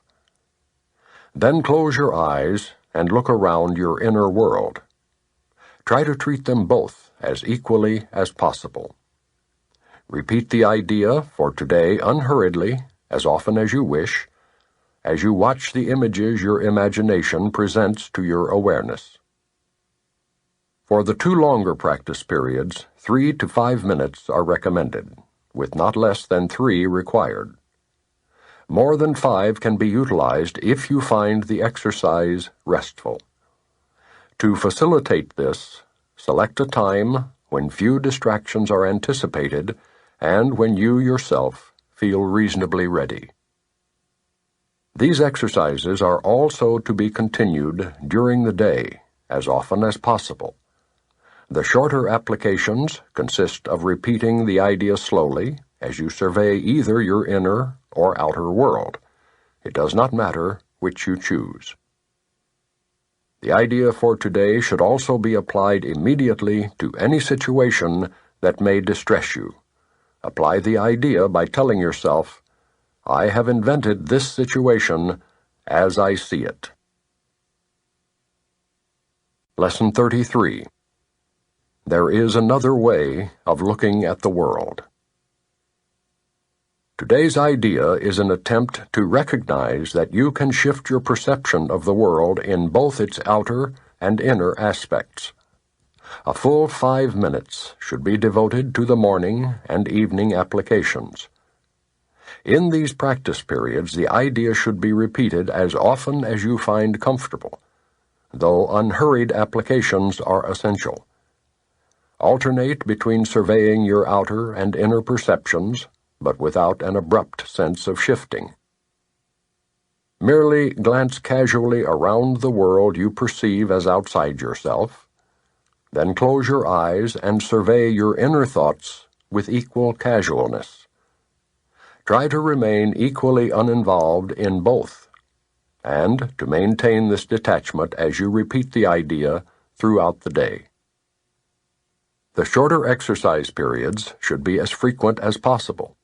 Specific applications of today's idea should also be made immediately when any situation arises which tempts you to become disturbed. For these applications, say, "There is another way of looking at this." Remember to apply today's idea the instant you are aware of distress. It may be necessary to take a minute or so to sit quietly and repeat the idea to yourself several times. Closing your eyes will probably help in this form of application. Lesson 34. I could see peace instead of this. The idea for today begins to describe the conditions that prevail in the other way of seeing. Peace of mind is clearly an internal matter. It must begin with your own thoughts and then extend outward. It is from your peace of mind that a peaceful perception of the world arises. 3 longer practice periods are required for today's exercises. 1 in the morning and 1 in the evening are advised, with an additional one to be undertaken at any time in between that seems most conducive to readiness. All applications should be done with your eyes closed. It is your inner world to which the applications of today's idea should be made. Some 5 minutes of mind searching are required for each of the longer practice periods. Search your mind for fear thoughts, anxiety-provoking situations, offending personalities or events, or anything else about which you are harboring unloving thoughts. Note them all casually, repeating the idea for today slowly as you watch them arise in your mind, and let each one go to be replaced by the next. If you begin to experience difficulty in thinking of specific subjects, continue to repeat the idea to yourself in an unhurried manner without applying it to anything in particular. Be sure, however, not to make any specific exclusions. The shorter applications are to be frequent and made whenever you feel your peace of mind is threatened in any way. The purpose is to protect yourself from temptation throughout the day. If a specific form of temptation arises in your awareness, the exercise should take this form. I could see peace in this situation instead of what I now see in it. If the inroads on your peace of mind take the form of more generalized adverse emotions, such as depression, anxiety, or worry, use the idea in its original form. If you find you need more than one application of today's idea to help you change your mind in any specific context, try to take several minutes and devote them to repeating the idea until you feel some sense of relief. It will help you if you tell yourself specifically, I can replace my feelings of depression, anxiety, or worry, or my thoughts about this situation, personality, or event, with peace. Lesson 35. My mind is part of God's. I am very holy. Today's idea does not describe the way you see yourself now. It does, however, describe what vision will show you. It is difficult for anyone who thinks he is in this world to believe this of himself. Yet the reason he thinks he is in this world is because he does not believe it. You will believe that you are part of where you think you are. That is because you surround yourself with the environment you want, and you want it to protect the image of yourself that you have made. The image is part of this environment. What you see while you believe you are in it is seen through the eyes of the image. This is not vision. Images cannot see. The idea for today presents a very different view of yourself. By establishing your source, it establishes your identity, and it describes you as you must really be in truth. We will use a somewhat different kind of application for today's idea because the emphasis for today is on the perceiver rather than on what he perceives. For each of the 3 5-minute practice periods today, begin by repeating today's idea to yourself, and then close your eyes and search your mind for the various kinds of descriptive terms in which you see yourself. Include all the ego-based attributes which you ascribe to yourself, positive or negative, desirable or undesirable, grandiose or debased. All of them are equally unreal because you do not look upon yourself through the eyes of holiness. In the earlier part of the mind-searching period, you will probably emphasize what you consider to be the more negative aspects of your perception of yourself. Toward the latter part of the exercise period, however, more self-inflating, descriptive terms may well cross your mind. Try to recognize that the direction of your fantasies about yourself does not matter. Illusions have no direction in reality. They are merely not true. A suitable unselected list for applying the idea for today might be as follows. I see myself as imposed on. I see myself as depressed. I see myself as failing. I see myself as endangered. I see myself as helpless. I see myself as victorious. I see myself as losing out. I see myself as charitable. I see myself as virtuous. You should not think of these terms in an abstract way. They will occur to you as various situations, personalities, and events in which you figure cross your mind. Pick up any specific situation that occurs to you, identify the descriptive term or terms you feel are applicable to your reactions to that situation, and use them in applying today's idea. After you have named each one, add, "But my mind is part of God's. I am very holy." During the longer exercise periods, there will probably be intervals in which nothing specific occurs to you. Do not strain to think up specific things to fill the interval, but merely relax and repeat today's idea slowly until something occurs to you. Although nothing that does occur should be omitted from the exercises, nothing should be dug out with effort. Neither force nor discrimination should be used. As often as possible during the day, pick up a specific attribute or attributes you are ascribing to yourself at the time and apply the idea for today to them, adding the idea in the form stated above to each of them.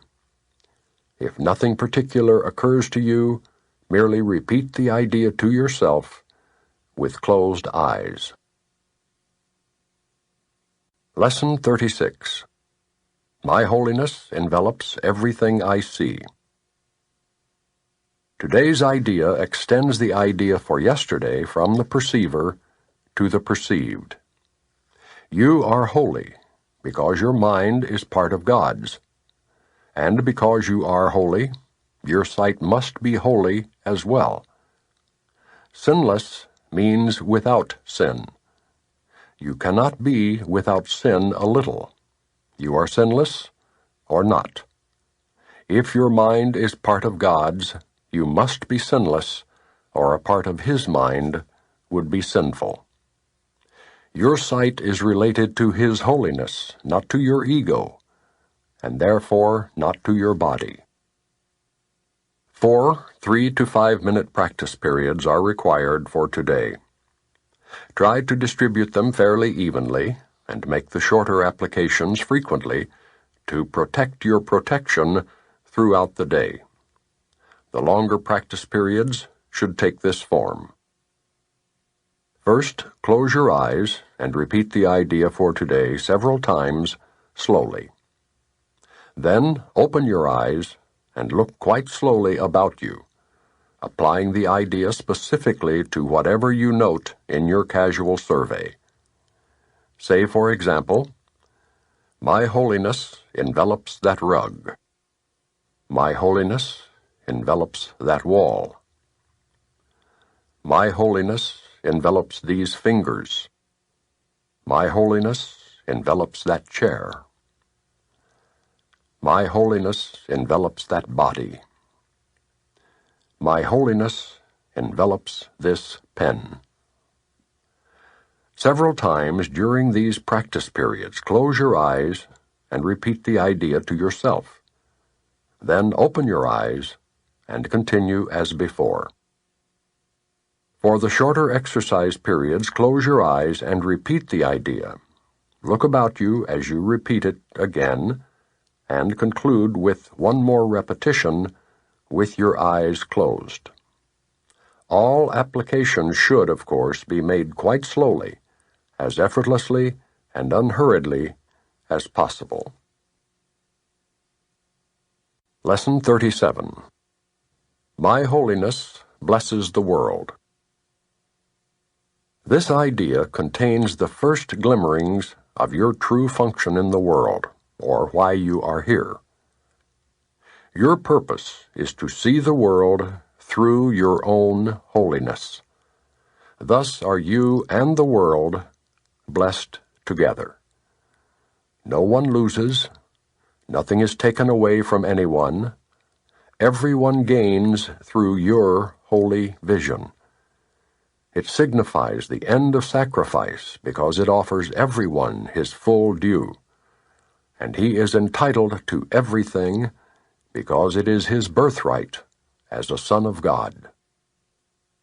There is no other way in which the idea of sacrifice can be removed from the world's thinking. Any other way of seeing will inevitably demand payment of someone or something. As a result, the perceiver will lose. Nor will he have any idea why he is losing. Yet is his wholeness restored to his awareness through your vision. Your holiness blesses him by asking nothing of him. Those who see themselves as whole make no demands. Your holiness is the salvation of the world. It lets you teach the world that it is one with you, not by preaching to it, not by telling it anything, but merely by your quiet recognition that in your holiness are all things blessed along with you. Today's 4 longer exercise periods, each to involve 3 to 5 minutes of practice, begin with the repetition of the idea for today, followed by a minute or so of looking about you as you apply the idea to whatever you see. My holiness blesses this chair. My holiness blesses that window. My holiness blesses this body. Then close your eyes and apply the idea to any person who occurs to you, using his name and saying, My holiness blesses you, blank. You may continue the practice period with your eyes closed. You may open your eyes again and apply the idea for today to your outer world if you so desire. You may alternate between applying the idea to what you see around you and to those who are in your thoughts, or you may use any combination of these 2 phases of application that you prefer. The practice period should conclude with a repetition of the idea with your eyes closed and another, following immediately, with your eyes open. The shorter exercises consist of repeating the idea as often as you can. It is particularly helpful to apply it silently to anyone you meet, using his name as you do so. It is essential to use the idea if anyone seems to cause an adverse reaction in you. Offer him the blessing of your holiness immediately, that you may learn to keep it in your own awareness. Lesson 38. There is nothing my holiness cannot do. Your holiness reverses all the laws of the world. It is beyond every restriction of time, space, distance, and limits of any kind. Your holiness is totally unlimited in its power because it establishes you as a son of God, at one with the mind of his Creator. Through your holiness, the power of God is made manifest. Through your holiness, the power of God is made available, and there is nothing the power of God cannot do. Your holiness, then, can remove all pain, can end all sorrow, and can solve all problems. It can do so in connection with yourself and with anyone else. It is equal in its power to help anyone because it is equal in its power to save anyone. If you are holy, so is everything God created. You are holy because all things He created are holy, and all things He created are holy because you are. In today's exercises, we will apply the power of your holiness to all problems, difficulties, or suffering in any form that you happen to think of, in yourself or in someone else. We will make no distinctions because there are no distinctions. In the 4 longer practice periods, each preferably to last a full 5 minutes, repeat the idea for today, close your eyes, and then search your mind for any sense of loss or unhappiness of any kind as you see it. Try to make as little distinction as possible between a situation that is difficult for you and one that is difficult for someone else. Identify the situation specifically and also the name of the person concerned. Use this form in applying the idea for today. In the situation involving blank in which I see myself, there is nothing that my holiness cannot do. In the situation involving blank in which blank sees himself, there is nothing my holiness cannot do. From time to time, you may want to vary this procedure and add some relevant thoughts of your own. You might like, for example, to include thoughts such as, "There is nothing my holiness cannot do because the power of God lies in it." Introduce whatever variations appeal to you, but keep the exercises focused on the theme, "There is nothing my holiness cannot do." The purpose of today's exercises is to begin to instill in you a sense that you have dominion over all things because of what you are. In the frequent shorter applications, apply the idea in its original form unless a specific problem concerning you or someone else arises or comes to mind. In that event, use the more specific form in applying the idea to it. Lesson 39. My holiness is my salvation. If guilt is hell, what is its opposite?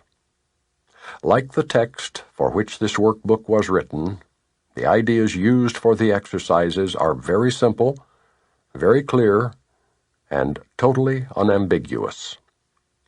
We are not concerned with intellectual feats nor logical toys. We are dealing only in the very obvious, which has been overlooked in the clouds of complexity in which you think you think. If guilt is hell, what is its opposite? This is not difficult, surely. The hesitation you may feel in answering is not due to the ambiguity of the question, but do you believe that guilt is hell? If you did, you would see at once how direct and simple the text is, and you would not need a workbook at all. No one needs practice to gain what is already his. We have already said that your holiness is the salvation of the world. What about your own salvation? You cannot give what you do not have. A Savior must be saved. How else can he teach salvation? Today's exercises will apply to you, recognizing that your salvation is crucial to the salvation of the world. As you apply the exercises to your world, the whole world stands to benefit. Your holiness is the answer to every question that was ever asked, is being asked now, or will be asked in the future. Your holiness means the end of guilt, and therefore the end of hell. Your holiness is the salvation of the world and your own. How could you, to whom your holiness belongs, be excluded from it? God does not know unholiness. Can it be he does not know his Son? A full 5 minutes are urged for the 4 longer practice periods for today, and longer and more frequent practice sessions are encouraged. If you want to exceed the minimum requirements, more rather than longer sessions are recommended, although both are suggested. Begin the practice periods as usual by repeating today's idea to yourself. Then, with closed eyes, search out your unloving thoughts in whatever form they appear: uneasiness, depression, anger, fear, worry, attack, insecurity, and so on. Whatever form they take, they are unloving and therefore fearful. And so it is from them that you need to be saved. Specific situations, events, or personalities you associate with unloving thoughts of any kind are suitable subjects for today's exercises. It is imperative for your salvation that you see them differently, and it is your blessing on them that will save you and give you vision. Slowly, without conscious selection, and without undue emphasis on any one in particular, search your mind for every thought that stands between you and your salvation. Apply the idea for today to each of them in this way: my unloving thoughts about blank are keeping me in hell. My holiness is my salvation. You may find these practice periods easier if you intersperse them with several short periods during which you merely repeat today's idea to yourself slowly a few times. You may also find it helpful to include a few short intervals in which you just relax and do not seem to be thinking of anything. Sustained concentration is very difficult at first. It will become much easier as your mind becomes more disciplined and less distractible. Meanwhile, you should feel free to introduce variety into the exercise periods in whatever form appeals to you. Do not, however, change the idea itself as you vary the method of applying it. However you elect to use it, the idea should be stated so that its meaning is the fact that your holiness is your salvation. End each practice period by repeating the idea in its original form once more and adding, if guilt is hell, what is its opposite? In the shorter applications, which should be made some 3 or 4 times an hour, and more if possible, you may ask yourself this question. Repeat today's idea, and preferably both. If temptations arise, a particularly helpful form of the idea is, my holiness is my salvation from this. Lesson 40. I am blessed as a son of God. Today we will begin to assert some of the happy things to which you are entitled, being what you are. No long practice periods are required today, but very frequent short ones are necessary. Once every 10 minutes would be highly desirable, and you are urged to attempt this schedule and to adhere to it whenever possible. If you forget, try again. If there are long interruptions, try again. Whenever you remember, try again. You need not close your eyes for the exercise periods, although you will probably find it more helpful if you do. However, you may be in a number of situations during the day when closing your eyes would not be feasible. Do not miss a practice period because of this. You can practice quite well under any circumstances if you really want to. Today's exercises take little time and no effort. Repeat the idea for today and then add several of the attributes you associate with being a son of God, applying them to yourself. One practice period might, for example, consist of the following. I am blessed as a son of God. I am happy, peaceful, loving, and contented. Another might take this form. I am blessed as a son of God. I am calm, quiet, assured, and confident. If only a brief period is available, merely telling yourself that you are blessed as a son of God will do. Lesson 41. God goes with me wherever I go. Today's idea will eventually overcome completely the sense of loneliness and abandonment all the separated ones experience. Depression is an inevitable consequence of separation. So are anxiety, worry, a deep sense of helplessness, misery, suffering, and intense fear of loss. The separated ones have invented many cures for what they believe to be the ills of the world. But the one thing they do not do is to question the reality of the problem. Yet its effects cannot be cured because the problem is not real. The idea for today has the power to end all this foolishness forever, and foolishness it is, despite the serious and tragic forms it may take. Deep within you is everything that is perfect, ready to radiate through you and out into the world. It will cure all sorrow and pain and fear and loss, because it will heal the mind that thought these things were real and suffered out of its allegiance to them. You can never be deprived of your perfect holiness, because its source goes with you wherever you go. You can never suffer, because the source of all joy goes with you wherever you go.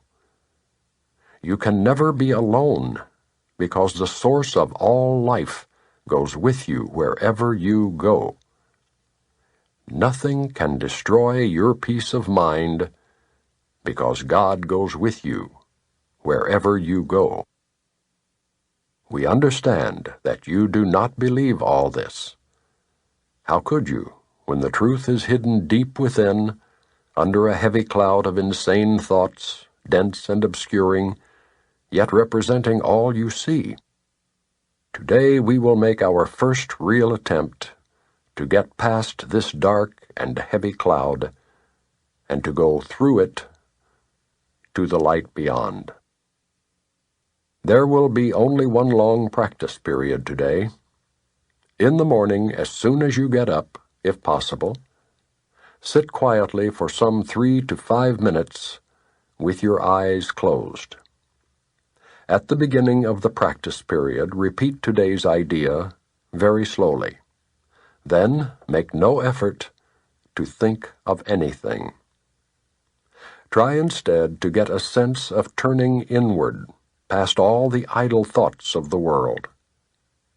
Try to enter very deeply into your own mind, keeping it clear of any thoughts that might divert your attention. From time to time, you may repeat the idea if you find it helpful. But most of all, try to sink down and inward, away from the world and all the foolish thoughts of the world. You are trying to reach past all these things. You are trying to leave appearances and approach reality. It is quite possible to reach God. In fact, it is very easy because it is the most natural thing in the world. You might even say it is the only natural thing in the world. The way will open if you believe that it is possible. This exercise can bring very startling results even the first time it is attempted, and sooner or later it is always successful. We will go into more detail about this kind of practice as we go along, but it will never fail completely, and instant success is possible. Throughout the day, use today's idea often, repeating it very slowly, preferably with eyes closed. Think of what you are saying, what the words mean. Concentrate on the holiness that they imply about you, on the unfailing companionship that is yours, on the complete protection that surrounds you. You can indeed afford to laugh at fear thoughts, remembering that God goes with you wherever you go. Lesson 42. God is my strength. Vision is His gift. The idea for today combines two very powerful thoughts, both of major importance. It also sets forth a cause and effect relationship that explains why you cannot fail in your efforts to achieve the goal of the course. You will see, because it is the will of God. It is His strength, not your own, that gives you power, and it is His gift rather than your own that offers vision to you. God is indeed your strength, and what He gives is truly given. This means that you can receive it any time and anywhere, wherever you are, and in whatever circumstance you find yourself. Your passage through time and space is not at random. You cannot but be in the right place at the right time. Such is the strength of God. Such are His gifts. We will have 2 3 to 5 minute practice periods today. One as soon as possible after you wake, and another as close as possible to the time you go to sleep. It is better, however, to wait until you can sit quietly by yourself at a time when you feel ready than it is to be concerned with the time as such. Begin these practice periods by repeating the idea for today slowly, with your eyes open, looking about you. Then close your eyes and repeat the idea again, even slower than before. After this, try to think of nothing except thoughts that occur to you in relation to the idea for the day. You might think, for example, vision must be possible. God gives truly. Or, God's gifts to me must be mine because He gave them to me. Any thought that is clearly related to the idea for today is suitable. You may in fact be astonished at the amount of course-related understanding some of your thoughts contain. Let them come without censoring, unless you find your mind is merely wandering, and you have let obviously irrelevant thoughts intrude. You may also reach a point where no thoughts at all seem to come to mind. If such interferences occur, open your eyes and repeat the thought once more while looking slowly about. Close your eyes, repeat the idea once more, and then continue to look for related thoughts in your mind. Remember, however, that active searching for relevant thoughts is not appropriate for today's exercises. Try merely to step back and let the thoughts come. If you find this difficult, it is better to spend the practice period alternating between slow repetitions of the idea with eyes open, then with eyes closed, than it is to strain to find suitable thoughts. There is no limit on the number of short practice periods that would be beneficial today. The idea for the day is a beginning step in bringing thoughts together and teaching you that you are studying a unified thought system in which nothing is lacking that is needed, and nothing is included that is contradictory or irrelevant. The more often you repeat the idea during the day, the more often you will be reminding yourself that the goal of the course is important to you and that you have not forgotten it. Lesson 43. God is my source. I cannot see apart from Him. Perception is not an attribute of God. His is the realm of knowledge. Yet He has created the Holy Spirit as the mediator between perception and knowledge. Without this link with God, perception would have replaced knowledge forever in your mind. With this link with God, perception will become so changed and purified that it will lead to knowledge. That is its function as the Holy Spirit sees it. Therefore, that is its function in truth. In God, you cannot see. Perception has no function in God and does not exist. Yet in salvation, which is the undoing of what never was, perception has a mighty purpose.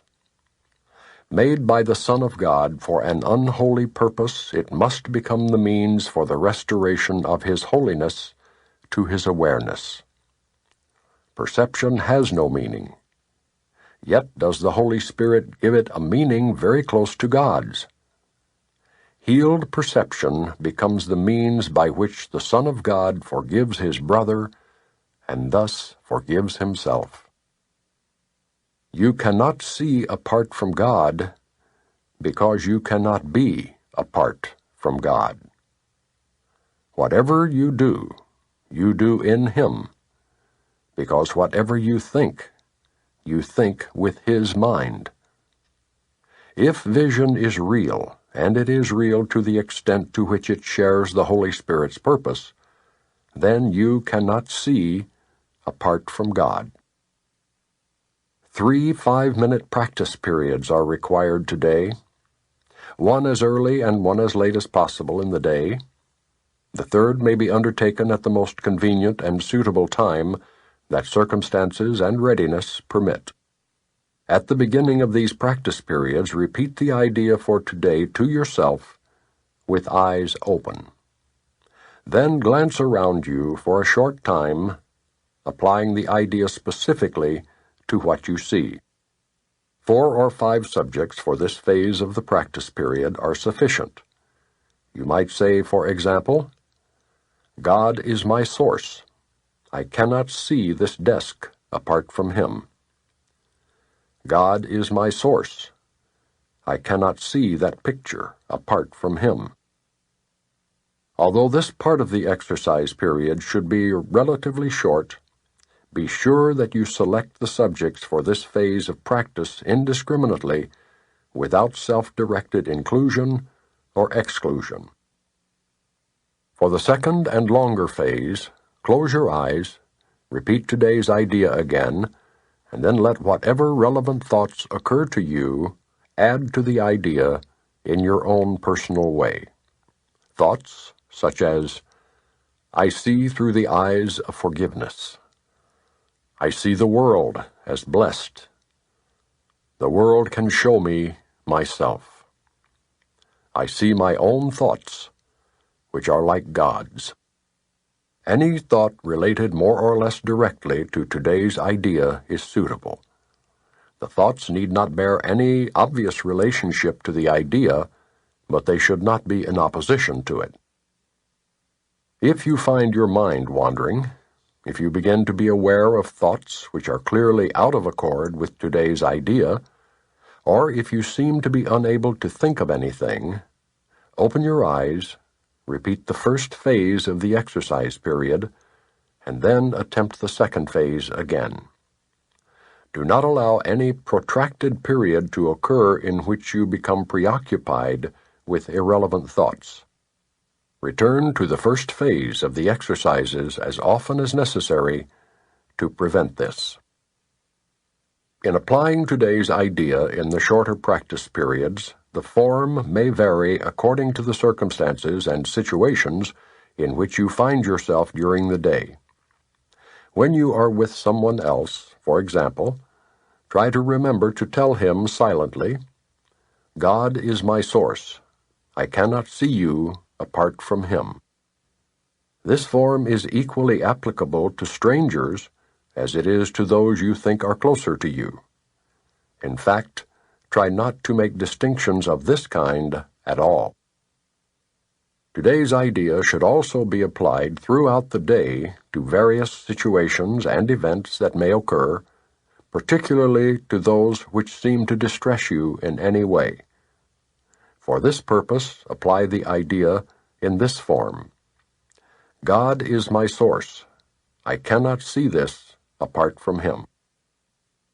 If no particular subject presents itself to your awareness at the time, merely repeat the idea in its original form.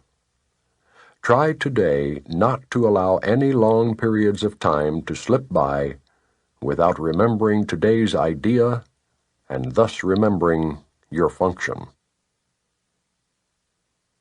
Lesson 44. God is the light in which I see. Today we are continuing the idea for yesterday, adding another dimension to it. You cannot see in darkness, and you cannot make light. You can make darkness and then think you see in it, but light reflects life, and is therefore an aspect of creation. Creation and darkness cannot coexist, but light and life must go together, being but different aspects of creation. In order to see, you must recognize that light is within, not without. You do not see outside yourself, nor is the equipment for seeing outside you. An essential part of this equipment is the light that makes seeing possible. It is with you always, making vision possible in every circumstance. Today we are going to attempt to reach that light. For this purpose we will use a form of exercise which has been suggested before and which we will utilize increasingly. It is a particularly difficult form for the undisciplined mind and represents a major goal of mind training. It requires precisely what the untrained mind lacks. Yet this training must be accomplished if you are to see. Have at least 3 practice periods today, each lasting 3 to 5 minutes. A longer time is highly recommended, but only if you find the time slipping by with little or no sense of strain. The form of practice we will use today is the most natural and easy one in the world for the trained mind, just as it seems to be the most unnatural and difficult for the untrained mind. Your mind is no longer wholly untrained. You are quite ready to learn the form of exercise we will use today, but you may find that you will encounter strong resistance. The reason is very simple. While you practice in this way, you leave behind everything that you now believe and all the thoughts that you have made up. Properly speaking, this is the release from hell. Yet, perceived through the ego's eyes, it is loss of identity and a descent into hell.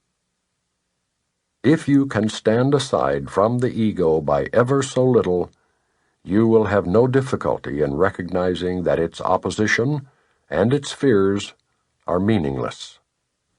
You might find it helpful to remind yourself from time to time that to reach light is to escape from darkness, whatever you may believe to the contrary.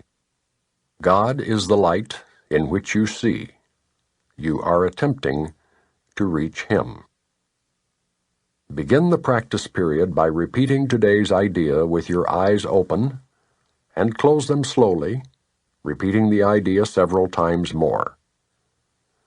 Then, try to sink into your mind, letting go every kind of interference and intrusion by quietly sinking past them.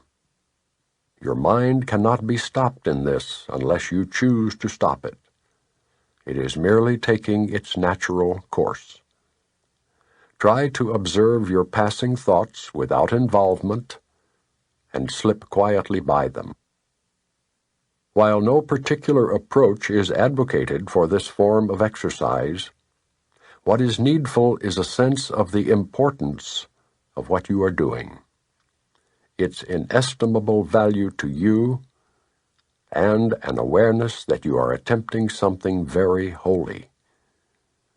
Salvation is your happiest accomplishment.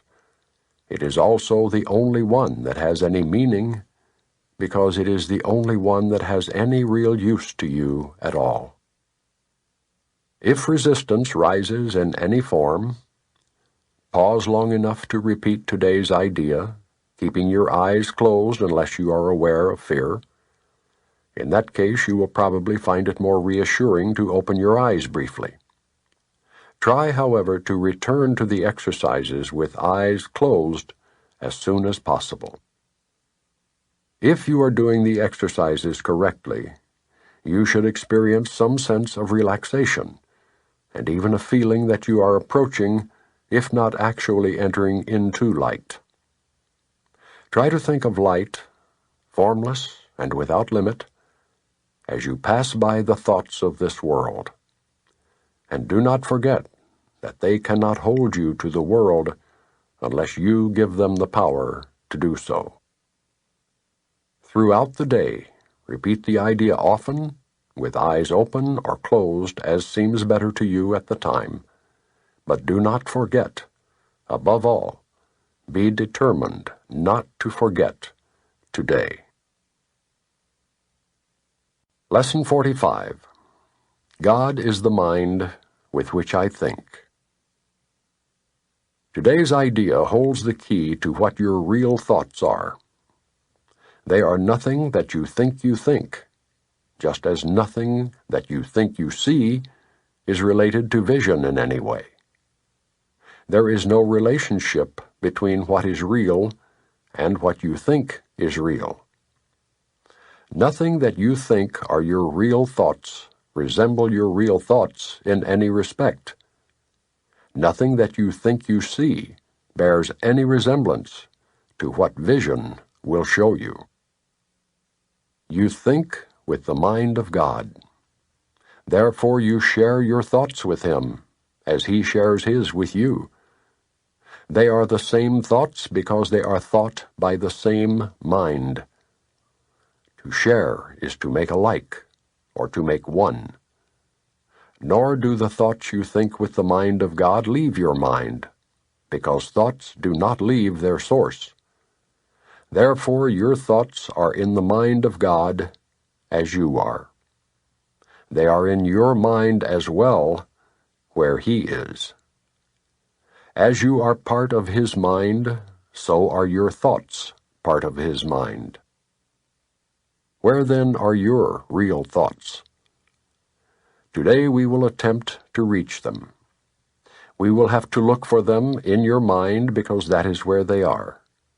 They must still be there because they cannot have left their source. What is thought by the mind of God is eternal, being part of creation. Our 3 5-minute practice periods for today will take the same general form that we used in applying yesterday's idea. we will attempt to leave the unreal and seek for the real. We will deny the world in favor of truth. We will not let the thoughts of the world hold us back. We will not let the beliefs of the world tell us that what God would have us do is impossible. Instead, we will try to recognize that only what God would have us do is possible. We will also try to understand that only what God would have us do is what we want to do. And we will also try to remember that we cannot fail in doing what He would have us do. There is every reason to feel confident that we will succeed today. It is the will of God. Begin the exercises for today by repeating the idea to yourself, closing your eyes as you do so. Then spend a fairly short period in thinking a few relevant thoughts of your own, keeping the idea in mind. After you have added some 4 or 5 thoughts of your own to the idea, repeat it again and tell yourself gently, "My real thoughts are in my mind. I would like to find them." Then try to go past all the unreal thoughts that cover the truth in your mind and reach to the eternal. Under all the senseless thoughts and mad ideas with which you have cluttered up your mind are the thoughts that you thought with God in the beginning. They are there in your mind now, completely unchanged. They will always be in your mind exactly as they always were. Everything you have thought since then will change, but the foundation on which it rests is wholly changeless. It is this foundation toward which the exercises for today are directed. Here is your mind joined with the mind of God. Here are your thoughts, one with His. For this kind of practice, only one thing is necessary. Approach it as you would an altar dedicated in heaven to God the Father and to God the Son, for such is the place you are trying to reach. You will probably be unable as yet to realize how high you are trying to go. Yet even with the little understanding you have already gained, you should be able to remind yourself that this is no idle game, but an exercise in holiness and an attempt to reach the kingdom of heaven. In the shorter exercise periods for today, try to remember how important it is to you to understand the holiness of the mind that thinks with God. Take a minute or two, as you repeat the idea throughout the day, to appreciate your mind's holiness. Stand aside, however briefly, from all thoughts that are unworthy of Him whose host you are, and thank Him for the thoughts He is thinking with you. Lesson 46. God is the love in which I forgive. God does not forgive because He has never condemned, and there must be condemnation before forgiveness is necessary. Forgiveness is the great need of this world, but that is because it is a world of illusions. Those who forgive are thus releasing themselves from illusions, while those who withhold forgiveness are binding themselves to them. As you condemn only yourself, so do you forgive only yourself. Yet, although God does not forgive, His love is nevertheless the basis of forgiveness. Fear condemns, and love forgives. Forgiveness thus undoes what fear has produced, returning the mind to the awareness of God. For this reason, forgiveness can truly be called salvation. It is the means by which illusions disappear. Today's exercises require at least 3 full 5-minute practice periods and as many shorter ones as possible. Begin the longer practice periods by repeating today's idea to yourself, as usual. Close your eyes as you do so, and spend a minute or two in searching your mind for those whom you have not forgiven. It does not matter how much you have not forgiven them. You have forgiven them entirely or not at all. If you are doing the exercises well, you should have no difficulty in finding a number of people you have not forgiven. It is a safe rule that anyone you do not like is a suitable subject. Mention each one by name and say, "God is the love in which I forgive you, blank." The purpose of the first phase of today's practice periods is to put you in a position to forgive yourself. After you have applied the idea to all those who have come to mind, tell yourself, "God is the love in which I forgive myself." Then devote the remainder of the practice period to adding related ideas, such as, "God is the love with which I love myself." "God is the love in which I am blessed." The form of the application may vary considerably, but the central idea should not be lost sight of. You might say, for example, "I cannot be guilty because I am a son of God." "I have already been forgiven." "No fear is possible in a mind beloved of God." "There is no need to attack because love has forgiven me." The practice period should end, however, with a repetition of today's idea as originally stated. The shorter practice periods may consist either of a repetition of the idea for today in the original or in a related form, as you prefer. Be sure, however, to make more specific applications if they are needed.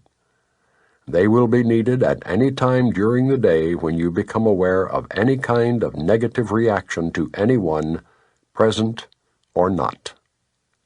In that event, tell him silently, "God is the love in which I forgive you." Lesson 47. God is the strength in which I trust. If you are trusting in your own strength, you have every reason to be apprehensive, anxious, and fearful. What can you predict or control? What is there in you that can be counted on? What would give you the ability to be aware of all the facets of any problem and to resolve them in such a way that only good can come of it? What is there in you that gives you the recognition of the right solution and the guarantee that it will be accomplished? Of yourself, you can do none of these things. To believe that you can is to put your trust where trust is unwarranted, and to justify fear, anxiety, depression, anger, and sorrow. Who can put his faith in weakness and feel safe? Yet who can put his faith in strength and feel weak? God is your safety in every circumstance. His voice speaks for him in all situations and in every aspect of all situations, telling you exactly what to do to call upon his strength and his protection. There are no exceptions because God has no exceptions, and the voice which speaks for him thinks as he does. Today we will try to reach past your own weakness to the source of real strength. 4 5-minute practice periods are necessary today, and longer and more frequent ones are urged. Close your eyes and begin, as usual, by repeating the idea for the day. Then spend a minute or two in searching for situations in your life which you have invested with fear, dismissing each one by telling yourself, "God is the strength in which I trust." Now try to slip past all concerns related to your own sense of inadequacy. it is obvious that any situation that causes you concern is associated with feelings of inadequacy, for otherwise you would believe that you could deal with the situation successfully. It is not by trusting yourself that you will gain confidence, but the strength of God in you is successful in all things. The recognition of your own frailty is a necessary step in the correction of your errors, but it is hardly a sufficient one in giving you the confidence which you need and to which you are entitled. You must also gain an awareness that confidence in your real strength is fully justified in every respect and in all circumstances. In the latter phase of the practice period, try to reach down into your mind to a place of real safety. You will recognize that you have reached it if you feel a sense of deep peace, however briefly. Let go all the trivial things that churn and bubble on the surface of your mind, and reach down and below them to the kingdom of heaven. There is a place in you where there is perfect peace. There is a place in you where nothing is impossible. There is a place in you where the strength of God abides. During the day, repeat the idea often. Use it as your answer to any disturbance. Remember that peace is your right, because you are giving your trust to the strength of God. Lesson 48. There is nothing to fear. The idea for today simply states a fact. It is not a fact to those who believe in illusions, but illusions are not facts. In truth, there is nothing to fear. It is very easy to recognize this, but it is very difficult to recognize it for those who want illusions to be true. Today's practice periods will be very short, very simple, and very frequent. Merely repeat the idea as often as possible. You can use it with your eyes open at any time and in any situation. It is strongly recommended, however, that you take a minute or so whenever possible to close your eyes and repeat the idea slowly to yourself several times. It is particularly important that you use the idea immediately should anything disturb your peace of mind. The presence of fear is a sure sign that you are trusting in your own strength. The awareness that there is nothing to fear shows that somewhere in your mind, though not necessarily in a place you recognize as yet, you have remembered God and let His strength take the place of your weakness. The instant you are willing to do this, there is indeed nothing to fear. Lesson 49. God's voice speaks to me all through the day. It is quite possible to listen to God's voice all through the day without interrupting your regular activities in any way. The part of your mind in which truth abides is in constant communication with God, whether you are aware of it or not. It is the other part of your mind that functions in the world and obeys the world's laws. It is this part that is constantly distracted, disorganized, and highly uncertain. The part that is listening to the voice for God is calm, always at rest, and wholly certain. It is really the only part there is. The other part is a wild illusion, frantic and distraught, but without reality of any kind. Try today not to listen to it. Try to identify with the part of your mind where stillness and peace reign forever. Try to hear God's voice call to you lovingly, reminding you that your Creator has not forgotten His Son. We will need at least 4 5-minute practice periods today, and more if possible. We will try actually to hear God's voice reminding you of Him and of yourself. We will approach this happiest and holiest of thoughts with confidence, knowing that in doing so we are joining our will with the will of God. He wants you to hear His voice. He gave it to you to be heard. Listen in deep silence. Be very still and open your mind. Go past all the raucous shrieks and sick imaginings that cover your real thoughts and obscure your eternal link with God. Sink deep into the peace that waits for you beyond the frantic, riotous thoughts and sights and sounds of this insane world. You do not live here. We are trying to reach your real home. We are trying to reach the place where you are truly welcome. We are trying to reach God. Do not forget to repeat today's idea very frequently. Do so with your eyes open when necessary, but closed when possible. And be sure to sit quietly and repeat the idea for today whenever you can, closing your eyes on the world and realizing that you are inviting God's voice to speak to you. Lesson 50. I am sustained by the love of God. Here is the answer to every problem that will confront you today and tomorrow and throughout time. In this world, you believe you are sustained by everything but God.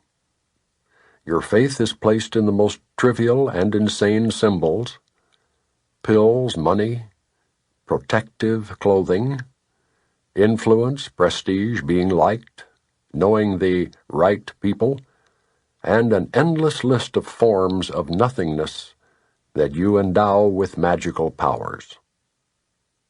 All these things are your replacements for the love of God. All these things are cherished to ensure a body identification. They are songs of praise to the ego. Do not put your faith in the worthless. It will not sustain you. Only the love of God will protect you in all circumstances. It will lift you out of every trial and raise you high above all the perceived dangers of this world into a climate of perfect peace and safety. It will transport you into a state of mind that nothing can threaten, nothing can disturb, and where nothing can intrude upon the eternal calm of the Son of God. Put not your faith in illusions. They will fail you. Put all your faith in the love of God within you, eternal, changeless, and forever unfailing. This is the answer to whatever confronts you today. Through the love of God within you, you can resolve all seeming difficulties without effort and in sure confidence. Tell yourself this often today. It is a declaration of release from the belief in idols. It is your acknowledgement of the truth about yourself. For 10 minutes, twice today, morning and evening, let the idea for today sink deep into your consciousness.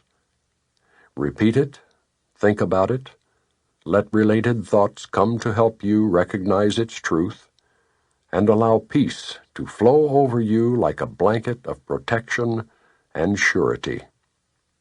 Let no idle and foolish thoughts enter to disturb the holy mind of the Son of God.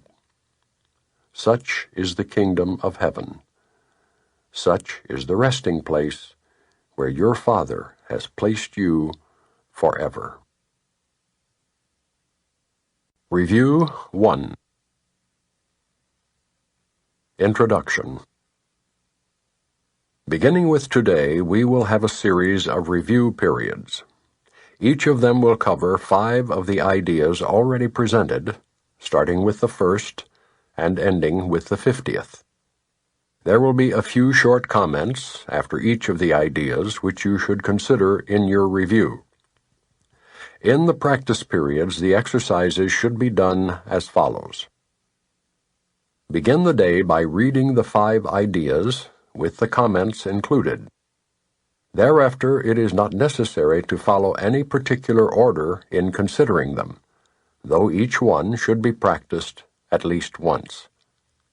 Devote 2 minutes or more to each practice period, thinking about the idea and the related comments after reading them over. Do this as often as possible during the day. If any one of the 5 ideas appeals to you more than the others, concentrate on that one. At the end of the day, however, be sure to review all of them once more. It is not necessary to cover the comments that follow each idea either literally or thoroughly in the practice periods. Try rather to emphasize the central point and think about it as part of your review of the idea to which it relates. After you have read the idea and the related comments, the exercises should be done with your eyes closed and when you are alone in a quiet place, if possible. This is emphasized for practice periods at your stage of learning. It will be necessary, however, that you learn to require no special settings in which to apply what you have learned. You will need your learning most in situations that appear to be upsetting, rather than in those that already seem to be calm and quiet. The purpose of your learning is to enable you to bring the quiet with you and to heal distress and turmoil. This is not done by avoiding them and seeking a haven of isolation for yourself. You will yet learn that peace is part of you and requires only that you be there to embrace any situation in which you are. And finally, you will learn that there is no limit to where you are, so that your peace is everywhere, as you are. You will note that, for review purposes, some of the ideas are not given in quite their original form. Use them as they are given here. It is not necessary to return to the original statements, nor to apply the ideas as was suggested then. We are now emphasizing the relationships among the first 50 of the ideas we have covered and the cohesiveness of the thought system to which they are leading you. Lesson 51. The review for today covers the following ideas. 1. Nothing I see means anything. The reason this is so is that I see nothing, and nothing has no meaning. It is necessary that I recognize this, that I may learn to see. What I think I see now is taking the place of vision. I must let it go by realizing it has no meaning, so that vision may take its place. 2.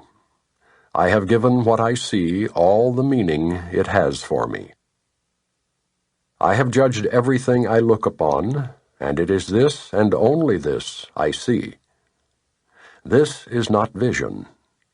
It is merely an illusion of reality, because my judgments have been made quite apart from reality. I am willing to recognize the lack of validity in my judgments because I want to see. My judgments have hurt me, and I do not want to see according to them. 3. I do not understand anything I see. How could I understand what I see when I have judged it amiss? What I see is the projection of my own errors of thought. I do not understand what I see because it is not understandable. There is no sense in trying to understand it. But there is every reason to let it go and make room for what can be seen and understood and loved.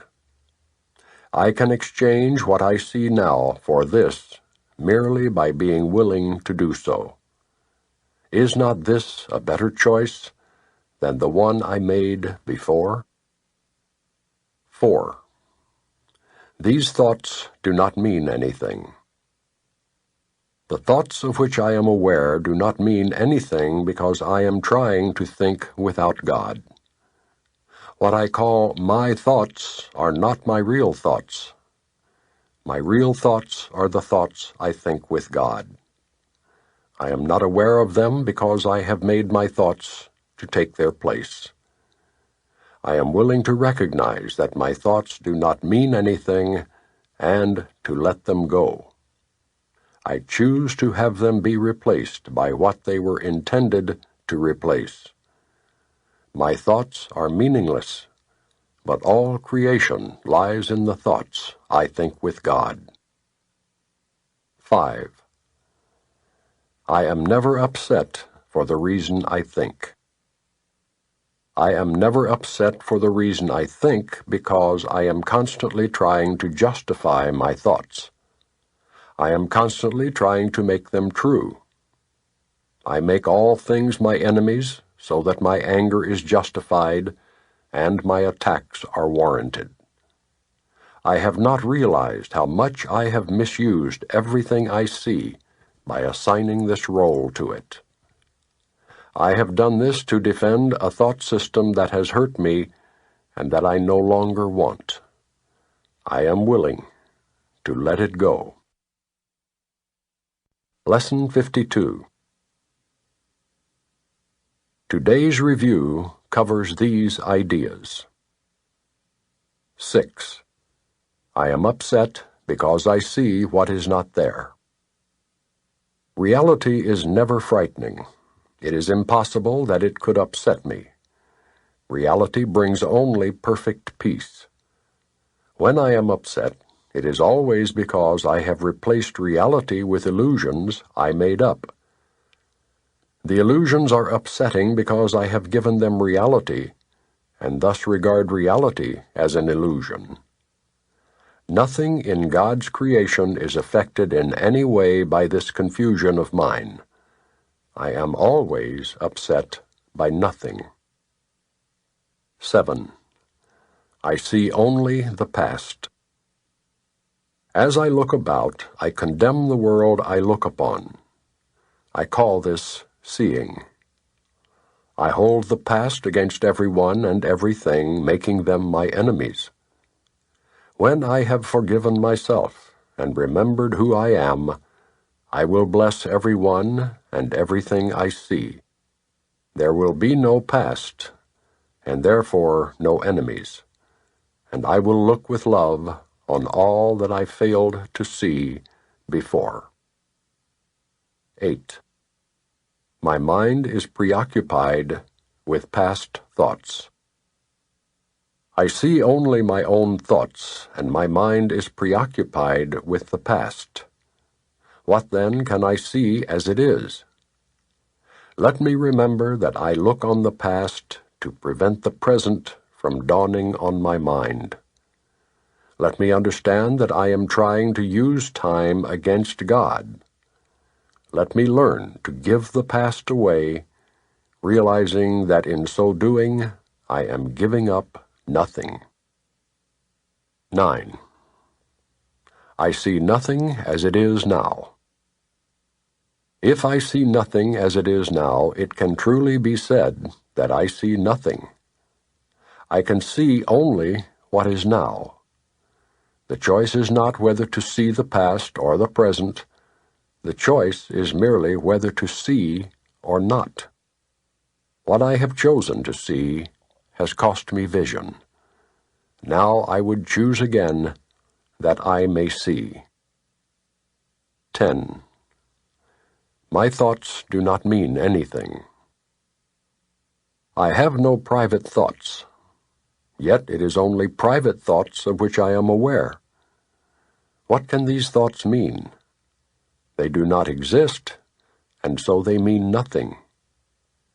Yet my mind is part of creation and part of its creator. Would I not rather join the thinking of the universe than to obscure all that is really mine with my pitiful and meaningless, private thoughts? Lesson 53. Today we will review the following. 11. My meaningless thoughts are showing me a meaningless world. Since the thoughts of which I am aware do not mean anything, the world that pictures them can have no meaning. What is producing this world is insane, and so is what it produces. Reality is not insane, and I have real thoughts as well as insane ones. I can therefore see a real world if I look to my real thoughts as my guide for seeing. 12. I am upset because I see a meaningless world. Insane thoughts are upsetting. They produce a world in which there is no order anywhere. Only chaos rules a world that represents chaotic thinking, and chaos has no laws. I cannot live in peace in such a world. I am grateful that this world is not real and that I need not see it at all unless I choose to value it. And I do not choose to value what is totally insane and has no meaning. 13. A meaningless world engenders fear. The totally insane engenders fear because it is completely undependable and offers no grounds for trust. Nothing in madness is dependable. It holds out no safety and no hope. But such a world is not real. I have given it the illusion of reality and have suffered from my belief in it. Now I choose to withdraw this belief and place my trust in reality. In choosing this, I will escape all the effects of the world of fear because I am acknowledging that it does not exist. 14. God did not create a meaningless world. How can a meaningless world exist if God did not create it? He is the source of all meaning, and everything that is real is in His mind. It is in my mind, too, because He created it with me. Why should I continue to suffer from the effects of my own insane thoughts when the perfection of creation is my home? Let me remember the power of my decision and recognize where I really abide. 15. My thoughts are images that I have made. Whatever I see reflects my thoughts. It is my thoughts that tell me where I am and what I am. The fact that I see a world in which there is suffering and loss and death shows me that I am seeing only the representation of my insane thoughts and am not allowing my real thoughts to cast their beneficent light on what I see. Yet, God's way is sure. The images I have made cannot prevail against Him, because it is not my will that they do so. My will is His, and I will place no other gods before Him. Lesson 54. These are the review ideas for today. 16. I have no neutral thoughts. Neutral thoughts are impossible because all thoughts have power. They will either make a false world or lead me to the real one. But thoughts cannot be without effects. As the world I see arises from my thinking errors, so will the real world rise before my eyes as I let my errors be corrected. My thoughts cannot be neither true nor false. They must be one or the other. What I see shows me which they are. 17. I see no neutral things. What I see witnesses to what I think. If I did not think, I would not exist, because life is thought. Let me look on the world I see as the representation of my own state of mind. I know that my state of mind can change, and so I also know the world I see can change as well. 18. I am not alone in experiencing the effects of my seeing. If I have no private thoughts, I cannot see a private world. Even the mad idea of separation had to be shared before it could form the basis of the world I see. Yet that sharing was a sharing of nothing. I can also call upon my real thoughts, which share everything with everyone. As my thoughts of separation call to the separation thoughts of others, so my real thoughts awaken the real thoughts in them, and the world my real thoughts show me will dawn on their sight as well as mine. 19.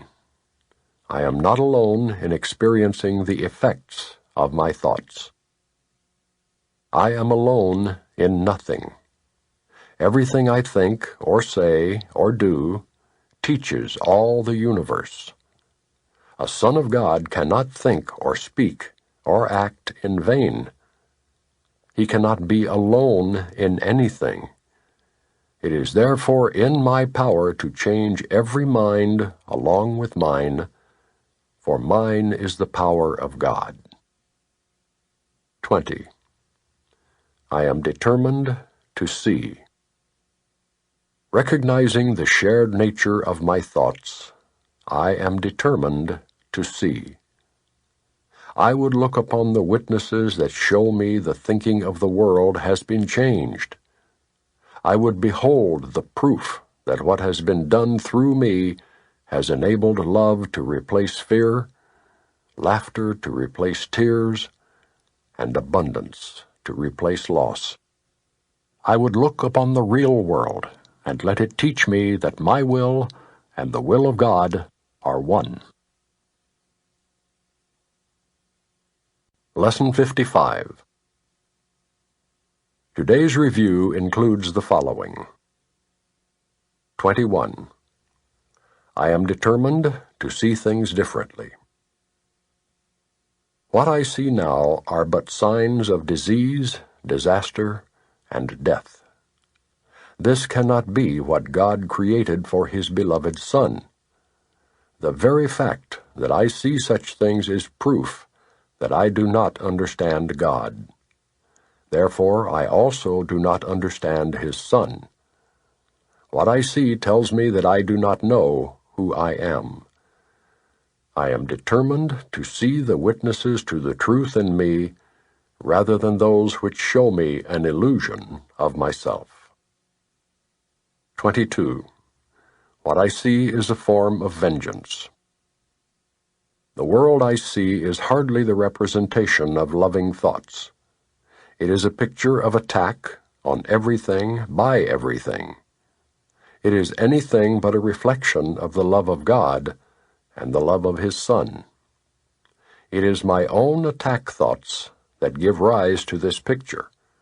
My loving thoughts will save me from this perception of the world and give me the peace God intended me to have. 23. I can escape from this world by giving up attack thoughts. Herein lies salvation, and nowhere else. Without attack thoughts, I could not see a world of attack. As forgiveness allows love to return to my awareness, I will see a world of peace and safety and joy. And it is this I choose to see in place of what I look on now. 24. I do not perceive my own best interests. How could I recognize my own best interests when I do not know who I am.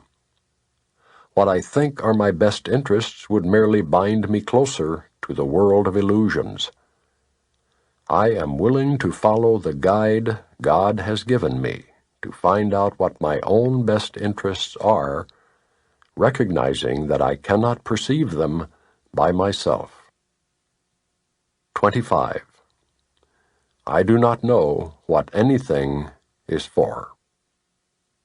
To me, the purpose of everything is to prove that my illusions about myself are real. It is for this purpose that I attempt to use everyone and everything.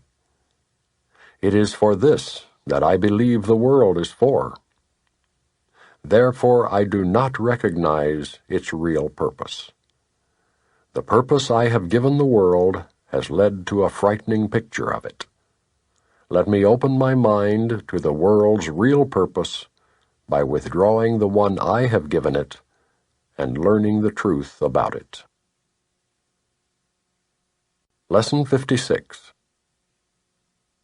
Our review for today covers the following. 26. My attack thoughts are attacking my invulnerability. How can I know who I am when I see myself as under constant attack? Pain, illness, loss, age, and death seem to threaten me. All my hopes and wishes and plans appear to be at the mercy of a world I cannot control. Yet perfect security and complete fulfillment are my inheritance.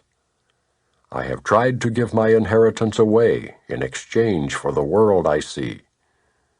But God has kept my inheritance safe for me. My own real thoughts will teach me what it is. 27. Above all else, I want to see. Recognizing that what I see reflects what I think I am, I realize that vision is my greatest need. The world I see attests to the fearful nature of the self-image I have made. If I would remember who I am, it is essential that I let this image of myself go. As it is replaced by truth, vision will surely be given me. And with this vision I will look upon the world and on myself with charity and love. 28. Above all else, I want to see differently. The world I see holds my fearful self-image in place and guarantees its continuance. While I see the world as I see it now, truth cannot enter my awareness. I would let the door behind this world be opened for me, that I may look past it to the world that reflects the love of God. 29. God is in everything I see. Behind every image I have made, the truth remains unchanged. Behind every veil I have drawn across the face of love, its light remains undimmed. Beyond all my insane wishes is my will, united with the will of my Father. God is still everywhere and in everything forever. And we who are part of him will yet look past all appearances and recognize the truth beyond them all. 30. God is in everything I see because God is in my mind.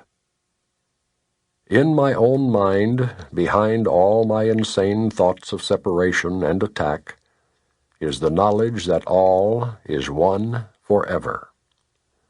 I have not lost the knowledge of who I am because I have forgotten it.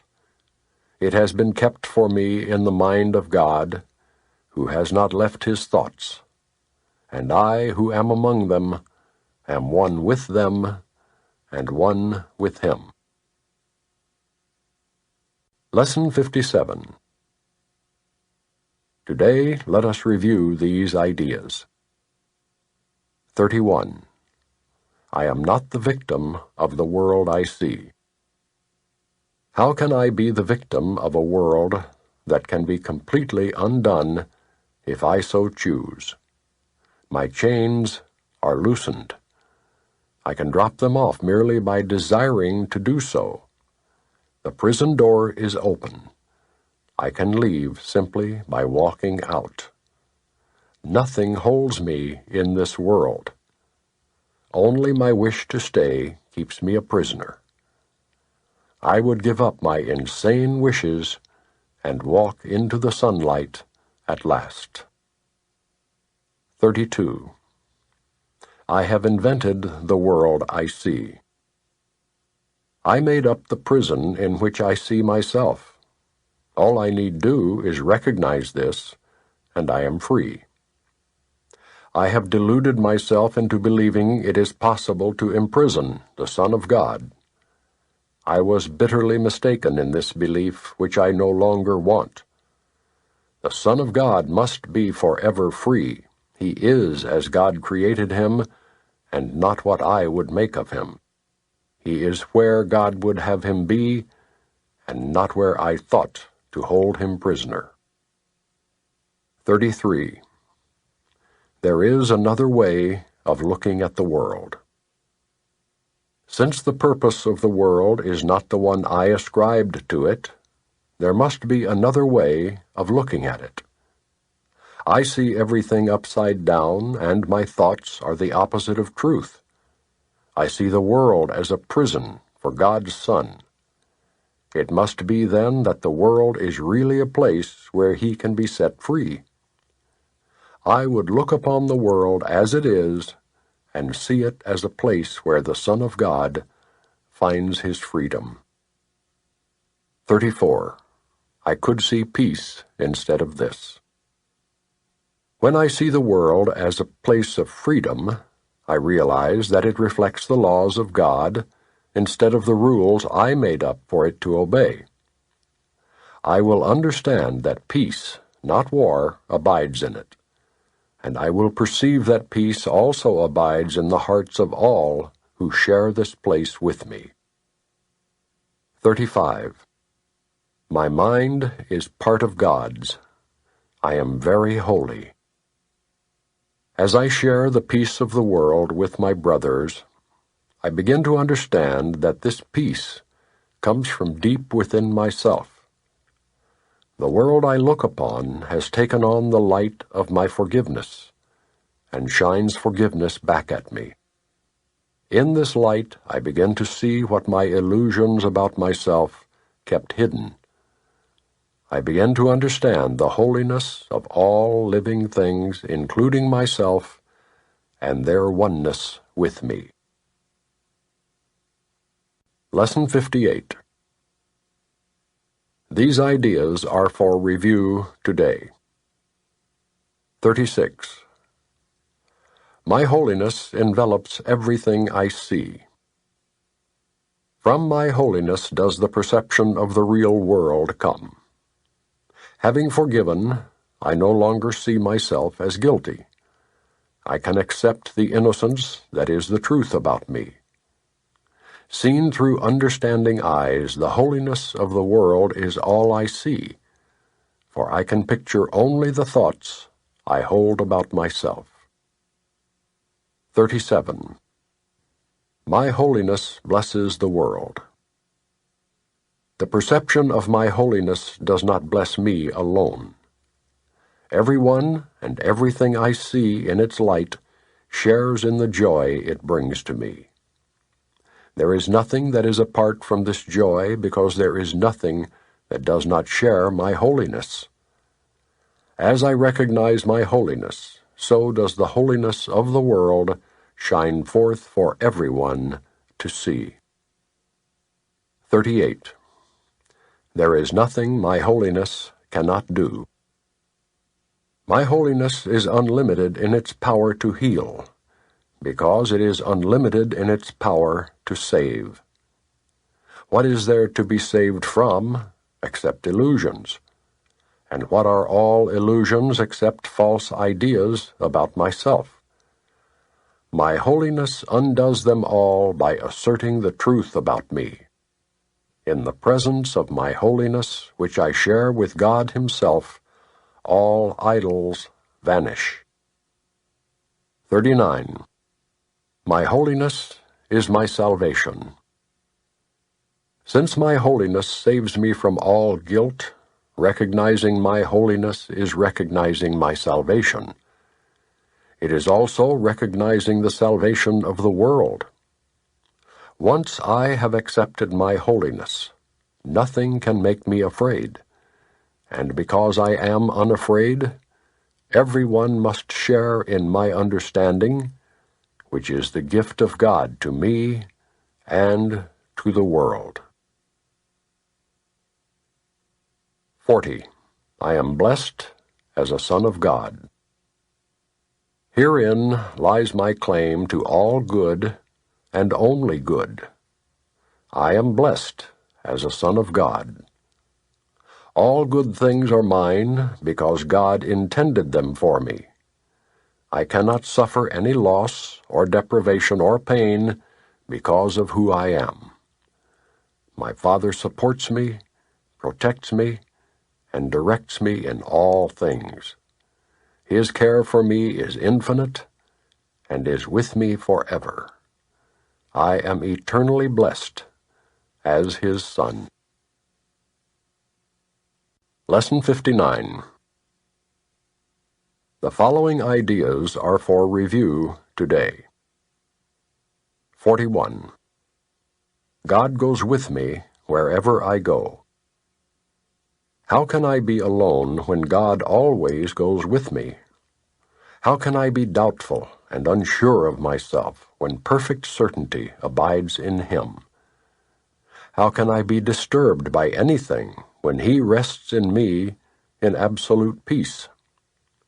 How can I suffer when love and joy surround me through Him? Let me not cherish illusions about myself. I am perfect because God goes with me wherever I go. 42. God is my strength. Vision is His gift. Let me not look to my own eyes to see today. Let me be willing to exchange my pitiful illusion of seeing for the vision that is given by God. Christ's vision is His gift, and He has given it to me. Let me call upon this gift today, so that this day may help me to understand eternity. 43. God is my source. I cannot see apart from Him. I can see what God wants me to see. I cannot see anything else. Beyond His will lie only illusions. It is these I choose when I think I can see apart from Him.